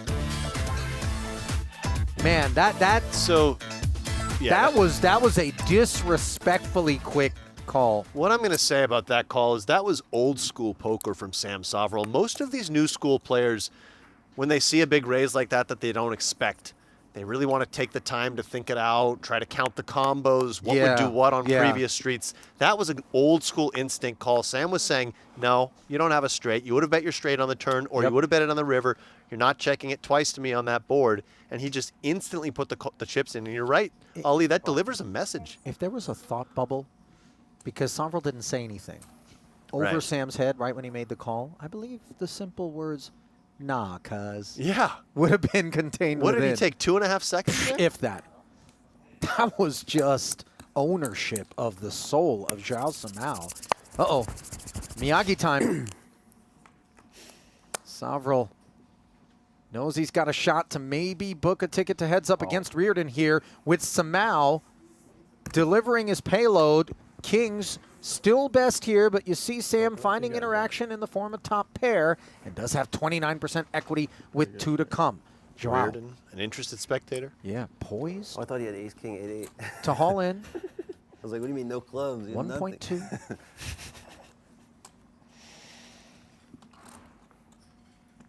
Seven outs twice. That's what the Brazilian needs to fade. Joao's Try to- mind is spinning right now, I think, he's Ali. really looking to rinse the stink of that last snap from Sam off himself. I want like a 8.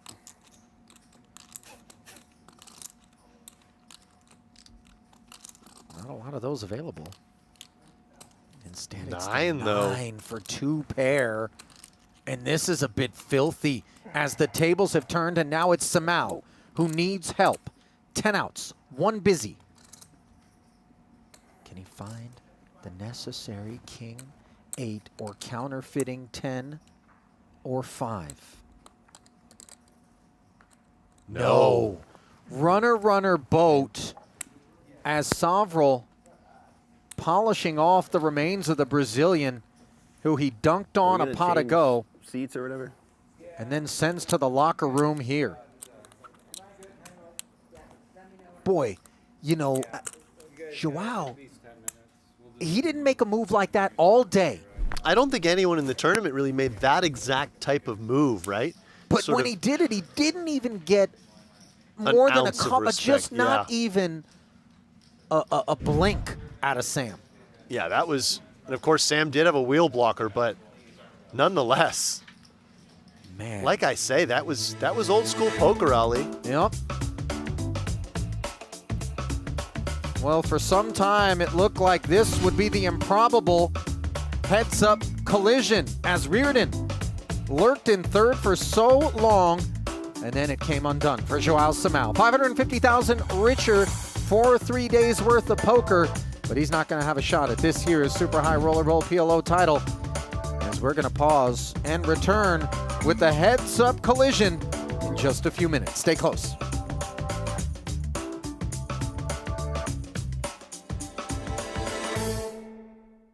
Want to play online poker for free? With PlayPokerGo, you get the thrill of authentic poker anytime, anywhere. From quick casual games to action-packed tournaments, PlayPokerGo lets you compete against real players around the globe, all for free. No bots, no gimmicks, just pure poker fun. Hone your skills and enjoy the poker experience you love. Explore PlayPokerGo on web, iOS, and Android. Deal yourself in now. No, I mean on the river. I know, I'm saying if you can't beat bluffs. Good the 10 of hearts. Yeah. Oh, that's what I was representing. I know, that's so sick. Yanni King, king, once deuce. more with aces, this time a suit to go with them. I think you had like 6, 7, 8, 9. fold, man. Not Oh, the most good useful danglers. Good fold, man. I guess we'll find out. 175. Oh, no, I didn't scan that one. Grabs his lunch pail and his hard hat, clocks in for 175.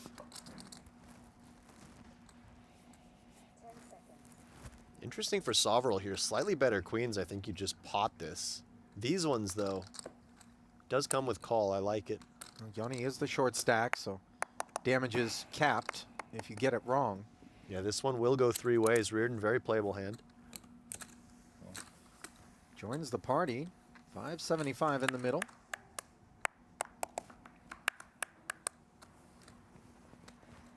Along with 2 spades. So over pair with the queen high flush draw. Jack connections as well for Sovereign. Pretty breezy stuff for Reardon here. Still playing the 9s with backdoor club and straight prospects. I think again, Yoni is just short stacked enough here in relation to the size of the pot that even in a 3-way situation with those aces on the 5 blocker, he's well served just to put the chips in the middle. And you kind of don't expect a whole lot of 2 pairs to show up on this board in a raise pot pre. Yeah, you block the 5. Some of these can have jacks once in a while, but if not, you're going to be in pretty decent shape. Yeah. Don't have any spades in your hand, so you know that's always possible, but for full pot, let's see what kind of appetite Sovereign's got. Yeah, if I'm Sovereign here, I just pot it to isolate and make sure I get Reardon out. He has enough hand. Of course, occasionally he can run into a monster of Reardon, but he's got enough hand and he just wants to deny a bit of equity in case Reardon has a king high spade draw or something like that. You could also call. Certainly there's no folding.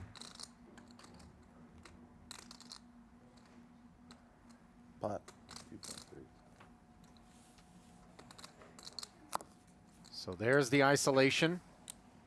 Reardon's quite comfortable folding regardless. And we are off to the races. Advantage Sovereign, as you can see. Yeah, classic spot where the made hand is a dog. I mean, I'm on like a 6 draw. When you're in front and the chips all get in on the flop in PLO, you tend to be the man holding their breath. Very true. It's always more comfortable psychologically to be the player who Sure. can just turn his opponent dead. Yeah. Nowhere to go but up when Right. you're behind with the lion's share of the equity. That's a brick, though. Yeah, it is. Changes nothing. Reardon would have turned a 7 set, if clubs. I'm not mistaken. 10-9-9-8 he had, Oh, was it didn't 10-9-9-8? he? I believe Yeah. so. No matter. And Spades. that does matter. A spade on the end. GG, Yanni. The game. I like that the queen 9-5 deuce single. The crew channeling the spirit of Nacho Barbero. 75. So many Nachoisms. now kind of, trademark Nachoisms that have percolated throughout the poker playing community. It's a scam. Yeah, I like it's that a one. scam, yeah. Playing the game. What? You and Nick had a lot of fun that one time. I mean, Nick gave us one of the greatest Nacho impressions It ever was delivered. excellent. As Samau gives us a 3-bet here. Unclear. This is an awkward hand for Sovereign facing 3-bet. Single suited ace-x, a little raggedy, but position, the chip lead. And A little Samau being, momentum. you know, second of 3 runners here. 1.2 clear of Reardon with a not at all negligible jump from third to second of $275,000 is going to look to tread lightly against Sovereign. Jack 10 deuce, all spades, absolute whiff for Sam. Samau, Broadway gutter, king of spade, dry. Plus the jack connection, still just playing 2 kings as it stands, and that is not enough hand for him to follow through. 2 quick checks. And now the queen slides in to deliver Broadway.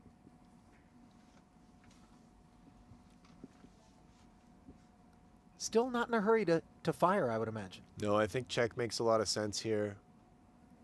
Keep in your opponent's weakest hands. If you do bet the turn, you could bet something like quarter pot, try to get a bit of value against some 2 pairs or sets that might exist. You do have that king of spades blocker. Now the question will be, does Samau pursue value on a river like this, the 4 of hearts? It's not beyond Sovereign to show up with spades on the river here. We've seen him check back 2 streets. We've seen Reardon check out of position on 2 streets with mate flushes on the flop. Right. He can definitely lose if he bets here, and he does end up just checking. But some type of block bet can be a nice play here as well, if balanced with some of the weakest hands you get to the river with. I do feel like against opponents you know are capable of rising up and putting you in the blender, you're more inclined to play the pot control line. Bacon and eggs overnight plays quite as well. I don't think it's I good think marketing.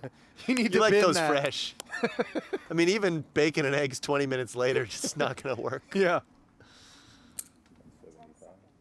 This will work, though. On the button, double suited. Note last hand, Reardon with a bit of a tight fold in the big blind, 10-10, 6-4, single suited.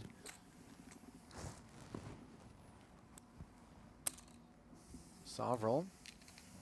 Dominant clubs. Defends. Dominant king as well.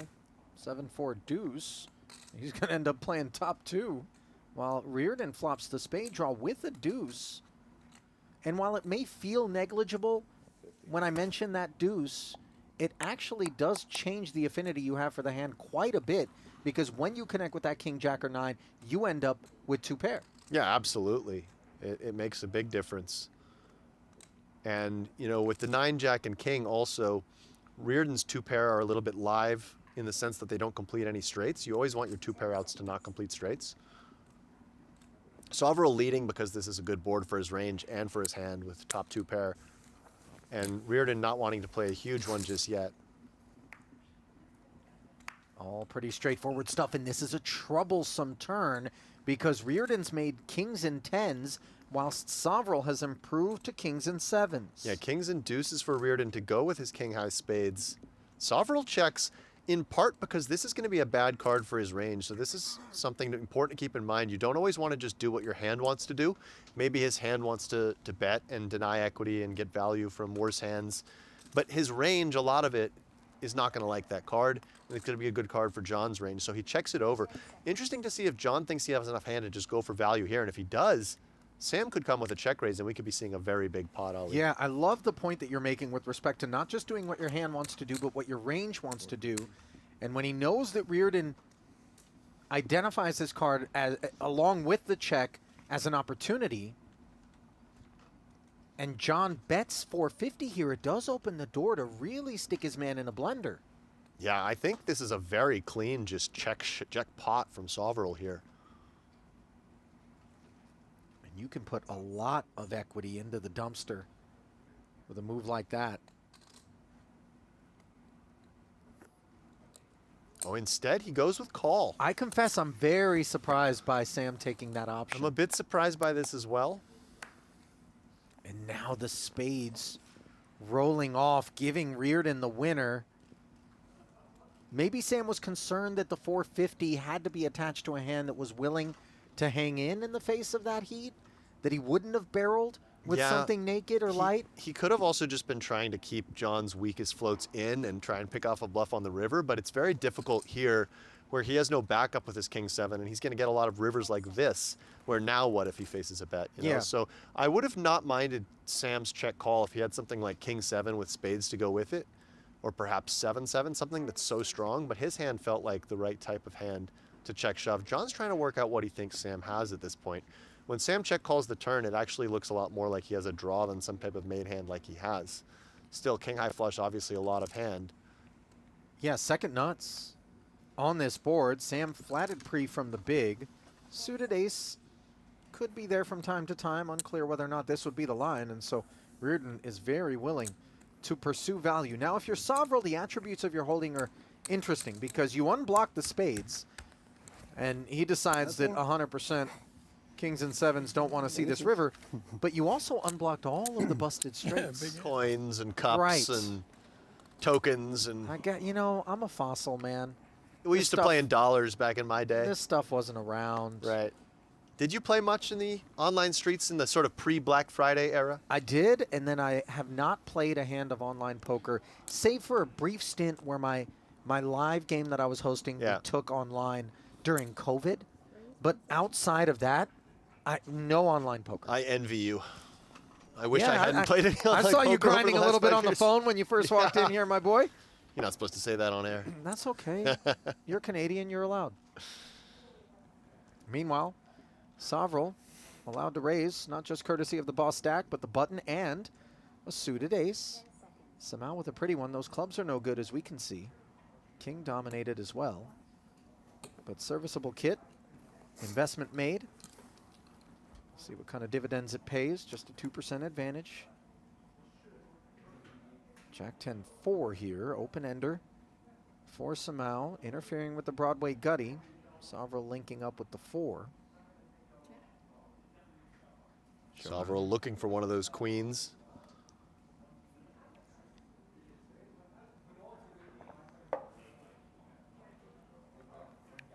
In general, this flop will be better for the raiser than the defender.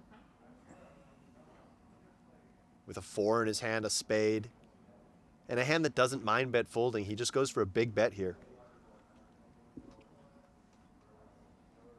Samau is a very clean call, in my opinion. He's got the open ender to the nuts, the 2 queens, the queen of spades. He can turn his hand into a bluff on certain cards. Certainly if a king were to roll off, he could make kind of one of those mergey bets with kings and 4s with the 2 queens. Or an 8, he could represent the straight. After 2 days and change, at long last, 37 original entries have been whittled down to 2 remaining warriors here on the 3rd and final day of the 2025 Super High Roller Bowl PLO. I'm not talking about us in the booth, of course, Ali Najad and Alex Livingston, but rather Sam Sovrel and John Reardon, who will square off for $1.25 million and the honor of being this year's SHRB PLO champ. 35-32 in his career is Sovrel, just north of 500 his batting average. 5-2 is Reardon, as he's made many final tables, but seldom has had the opportunity to hoist the hardware. In contrast to Sam, who's going to be a little bit more seasoned in heads up. How about $825,000 worth of seasoning to add to your career total? That's what they're guaranteed, but they're playing for over $400,000 in differential, plus that ring. So here we go, Alex. On the button is Sovrel to start with a healthy, better than 2-1 chip lead, and a healthy ace-8, 6-5 with diamonds taking us up to 240. Yeah, we had a very international final table to start the day. The Russian, the Finn, and the Brazilian were eliminated in short order, and now we're left with the 2 Americans, Sam Sovrel and John Reardon, both very accomplished tournament players. Both players who enjoy both No Limit Hold'em and PLO, by the way, not specialists to one or the other. Don't necessarily enjoy Queen 8-5-5 Rainbow for a raise, but now that we're down to heads up, John's going to have to play these sorts of hands. Yeah, and you enjoy it a lot more with a flop like this. Sure. Wielding those 2 5s. Of course, Sovrel flops quite well himself. Yeah, little does Reardon know it, but the 8-5 is shared.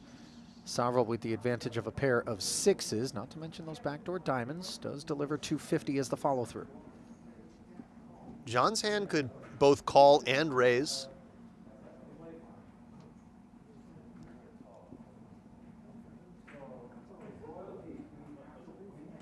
One thing I like to think about in these spots is if I think my opponent is betting kind of willy-nilly, too many middling hands, then maybe more likely to raise.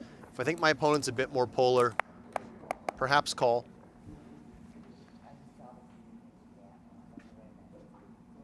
They both make the straight here on the 9 of spades. No flush draws loom.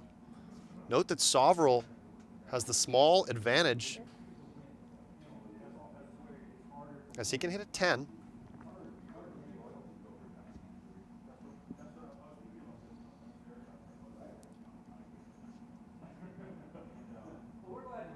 But barring a 10, this pot will be chopped. Reardon obviously would love to see Sovrel bet, given that he's holding the second nuts, but he's getting free rolled unbeknownst. So here comes the barrel from Sovrel, 400 into north of $1 million. And as Reardon here, no flush draws you need to protect against. You don't want to just get it all in now in case your opponent has 10-8. So perhaps he just comes with call. Also keeps his range a little wider, keeps some bluffs in.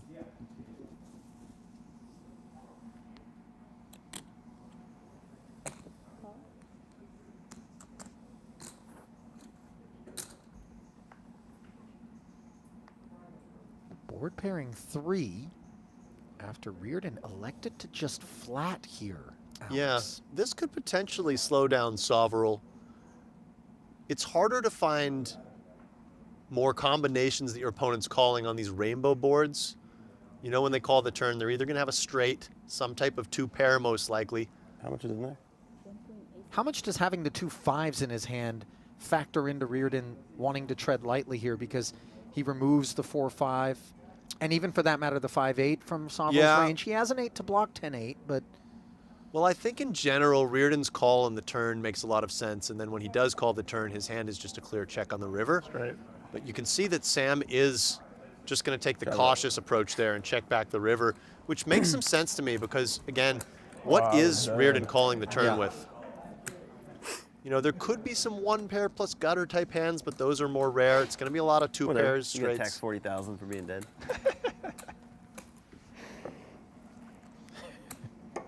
You hear Sovereign say you got taxed 40,000 for being dead because the big blind ante gets divided, and that was delivered by Reardon.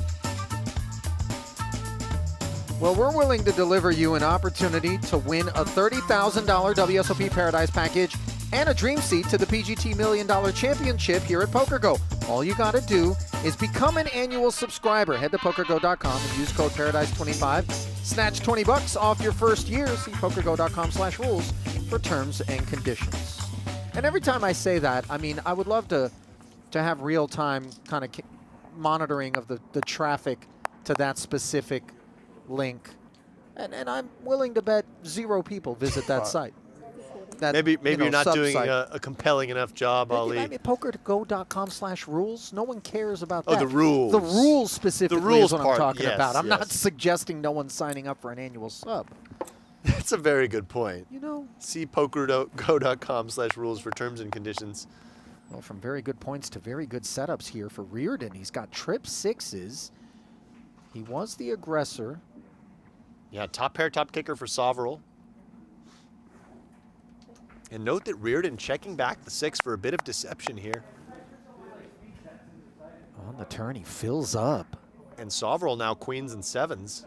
Boy, a 7 or a queen on the end would be a nasty way to get it done. Would be disastrous for Reardon.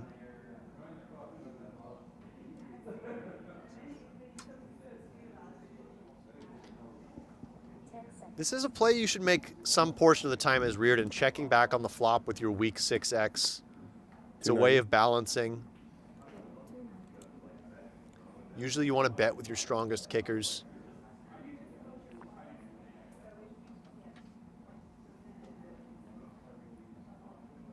Understandable bet from Sovereign here, pursuing value in the face of a check.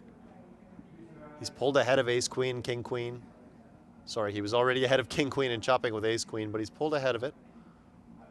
Flush and straight draws loom. Reardon quite content to deliberate and make it look like there's an actual decision. Flatting and looking to lure Sovereign into a river bet. And Sam unblocking the clubs obviously could be assigning flush draws to Reardon's range. And no sooner do I say that than the 10 of clubs rolls off. And maybe that's going to be respite for Sovereign. It may. The only thing that I'm immediately thinking, Ali, is that let's say Sovereign checks and Reardon comes with some type of middling bet. Sovereign actually has a candidate. Oh, and he just does it this way. I was going to say he has a candidate to check raise, representing big full houses given the queen and the 7 blocker, but he just does it this other way. I mean, we're just getting snapped here. This is just a call, yeah. Reardon really has nowhere else to go. It's an easy call. Anxiously looking on. Sovereign not particularly confident that queens and 7s are going to get it done. Does show it though, and Reardon successfully, by the way, earning that river barrel from Sam And by if virtue of the flat on the turn. If Sam was going to take an aggressive action on the river there, he actually saved money by potting it, because the alternative would have been going for a check raise, which would have cost him more chips. 6, 7, what? 5-5. What was your in? Ace, queen, 3, 7. You have any clubs? 0 clubs, not diamonds. Typical post-mortem being exchanged here. I And was with part that, diamond club. I believe What? John I Reardon think has I was part overtaken the heart chip diamond lead. Club. Curious. That was an expensive river.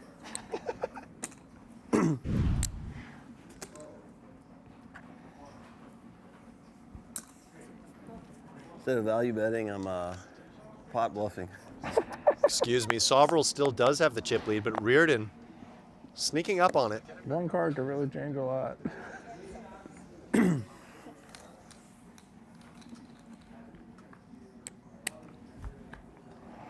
So, not quite the chip lead yet for Reardon. 800,000 back, let's call it. 6 hearts between the two hands. Ace, queen, 5.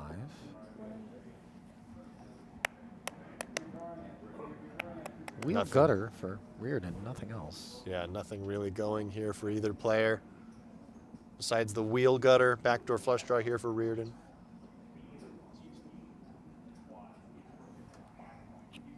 He does peel. 10 seconds. Clubs arrive.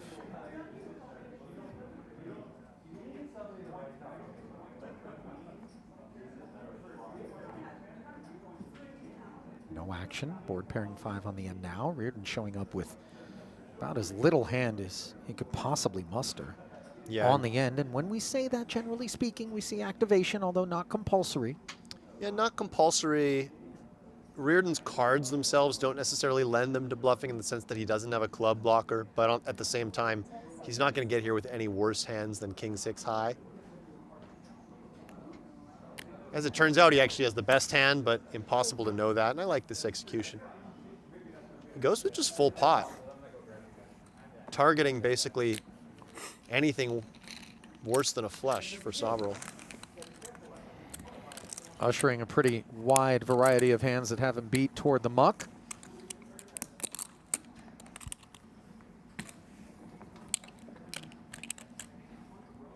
Well, we got a brand new ball game here. Yeah, fair fight now. Embarked upon this journey where Sovereign held a 2-1 chip lead, roughly. And Reardon has a chance to kind of get some revenge on Sovereign because certainly they were playing no heads-up match earlier, but Sovereign did get the best of him in some heads-up encounters. Oh, yeah. Sovereign, by the way, somewhere out there living in Joao Simão's head rent-free right about now. Yeah, that was... Cocktails? It was Can I the get a speed. cameo? Breathtaking. The speed with which he called Ali. We don't see that often anymore, just in general. We're not overselling it, by the way. Some people might be rolling their eyes and going, come No. on, Alex, Ali, stop it. I mean, no, you can that watch was tournament footage, and this is one of the things I don't like about tournaments these days is that I find that players are a little bit too deliberate. You know, there's just so much tanking, and I understand that would be a spot to be deliberate, but it feels like players almost feel like they have to go through this same process. It's like the guy who shuffles his feet for 30 seconds before lining up a putt. Well, I don't know that we have to see a whole lot of chips shoveled into the middle, but look what Reardon's got. Top pair and an open ender versus Sovereign, who's got jacks up and a whole lot of reasons to try to end it right here. And you see the check raise come in. Yeah, this is a spot with no backup. I wouldn't be surprised to see Sovereign just call the flop some of the time. But again, without backup, sometimes the intention is to end it here and now. Yeah, it's that double-edged sword. Reardon has a clear continuing position. Top pair, nut open ender, backdoor hearts. 10 seconds. With no club in his hand, I would think just calling. And Reardon thinks the same. Meaningful one brewing. Barley and hops into the cauldron. And that's high alcohol content on the turn for Reardon. Makes the wheel in a clean way. Not exactly your favorite card if you're Sovereign. No, it's a very awkward card for Sovereign. It's one that's likely to help Reardon's range, especially when Sovereign yields the cards he has. Sam wastes no time checking. What approach do you favor from Reardon? I certainly like betting with the plethora of draws available. Size-wise? Something in the neighborhood of 2/3 pot, perhaps. You could go anywhere from half to full. 10 seconds. Just trying to charge the club draws that you unblock? Charge the club draws, charge the sets, the 2 1.5. pairs. He does go just around 2/3. Boy. You've made a significant investment if you're Sovril in this one, but he's not going to chase it with bad decisions. Yeah, well done from Sovril. I think recognizing that that was probably the best card in the deck for Reardon's range and just making a very quick fold again. Playing these spots quite quickly, Ali. Making it look easy even when he's saying goodbye to chips. As he says goodbye to the chip lead, 2 million north of him now is John Reardon, and he's gotten there in a hurry, turning the tables on the man who has really presided at the top of the leaderboard for the bulk of the day. Brief concessions to Joao Samao throughout the proceedings, but here he is now, looking up at John Reardon, who's in the driver's seat. Yeah, still plenty of chips to work with for Sam, over 50 big blinds. But momentum certainly shifting in favor of John Reardon, who has picked up a very 3-bettable candidate here in the big blind. And no sooner do you say that, the 3-bet does come in. Of course, conversely, Sovril's hand, not exactly the most durable. Note spade coverage for Reardon. No, but Sovril's hand is usually going to be live enough against a 3-betting range that he will continue this in position. And all of a sudden, the pot swelling to 1.5. 3.8 are the effective stacks.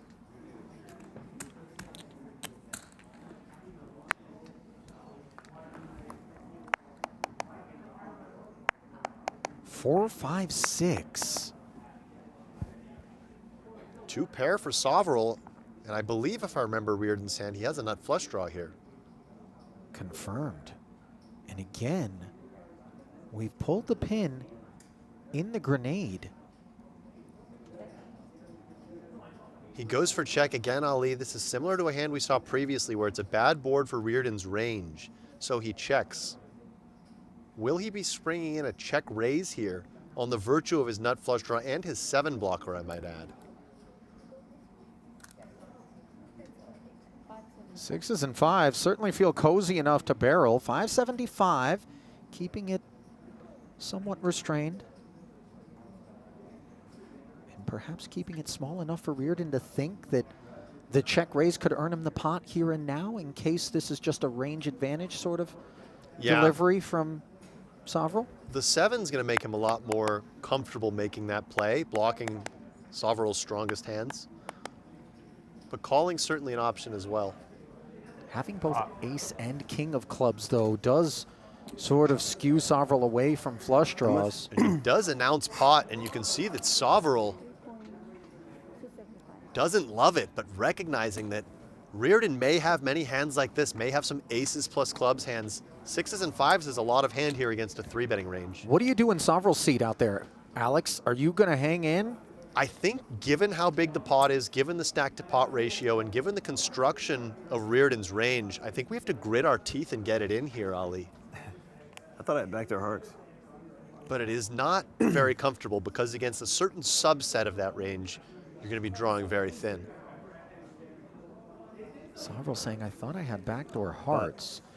And he is going to go with it. Nut clubs. So Reardon showing nothing more than nut clubs, but he could ice. Actually can't ice for gimme, the full house draw for Sovril, preventing that. But obviously, things would get frosty if the puppy foot showed up. Yeah, he could also just go backdoor 2 pair or trips on Sam. You're really a... Just presenting our audience with the options here, Ali. That's, don't speak that into You guys existence. love me. I got enough flush draw. He's got no pair. Might this be the moment? A good hand right now. Clubs show up. Reardon, Now have 4 outs. a card away from victory. Yaki on hand. Sovril now needs a 5 or a 6 to fill up and haul in 9.1 and a 4.5 to 1 chip lead. Is it there? No! And that's it. Sam Sovril left with the consolation of a second-place finish here, and John Reardon battling back from a better than 2-to-1 chip deficit to claim this year's title. Sovrel, $825K to soothe the wounds. But 3 years in a row. and $250,000 headed home with an ecstatic John Reardon, this year's Super High Roller Bowl PLO champion, and he did it in style. Yeah, absolutely. And kudos to Sam for a very impressive showing and a nice second place finish. But congrats to John Reardon on the score of his career, taking down this absolutely loaded field. I'll tell you what, Sovrel looked sharp, definitely gave it his all, just wasn't his day in the end, even though 98% of the poker we played seemed like it pointed in his direction. But when it counted, Reardon rising up and getting it done. Biggest score of his career as you see him there proudly brandishing the ring. What a moment for John.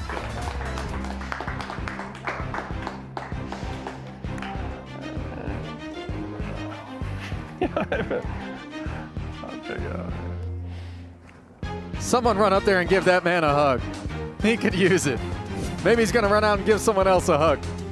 As our embrace on this year's coverage of the Super High Roller Bowl comes to an end, sadly. Of course, pleased to have had you with us for the run of it. And on behalf of our entire crew here in Las Vegas and my partner Alex Livingston, this is Ali Najad saying good night and thanks for joining us. Until next year, it's so long from Vegas and the Super High Roller Bowl.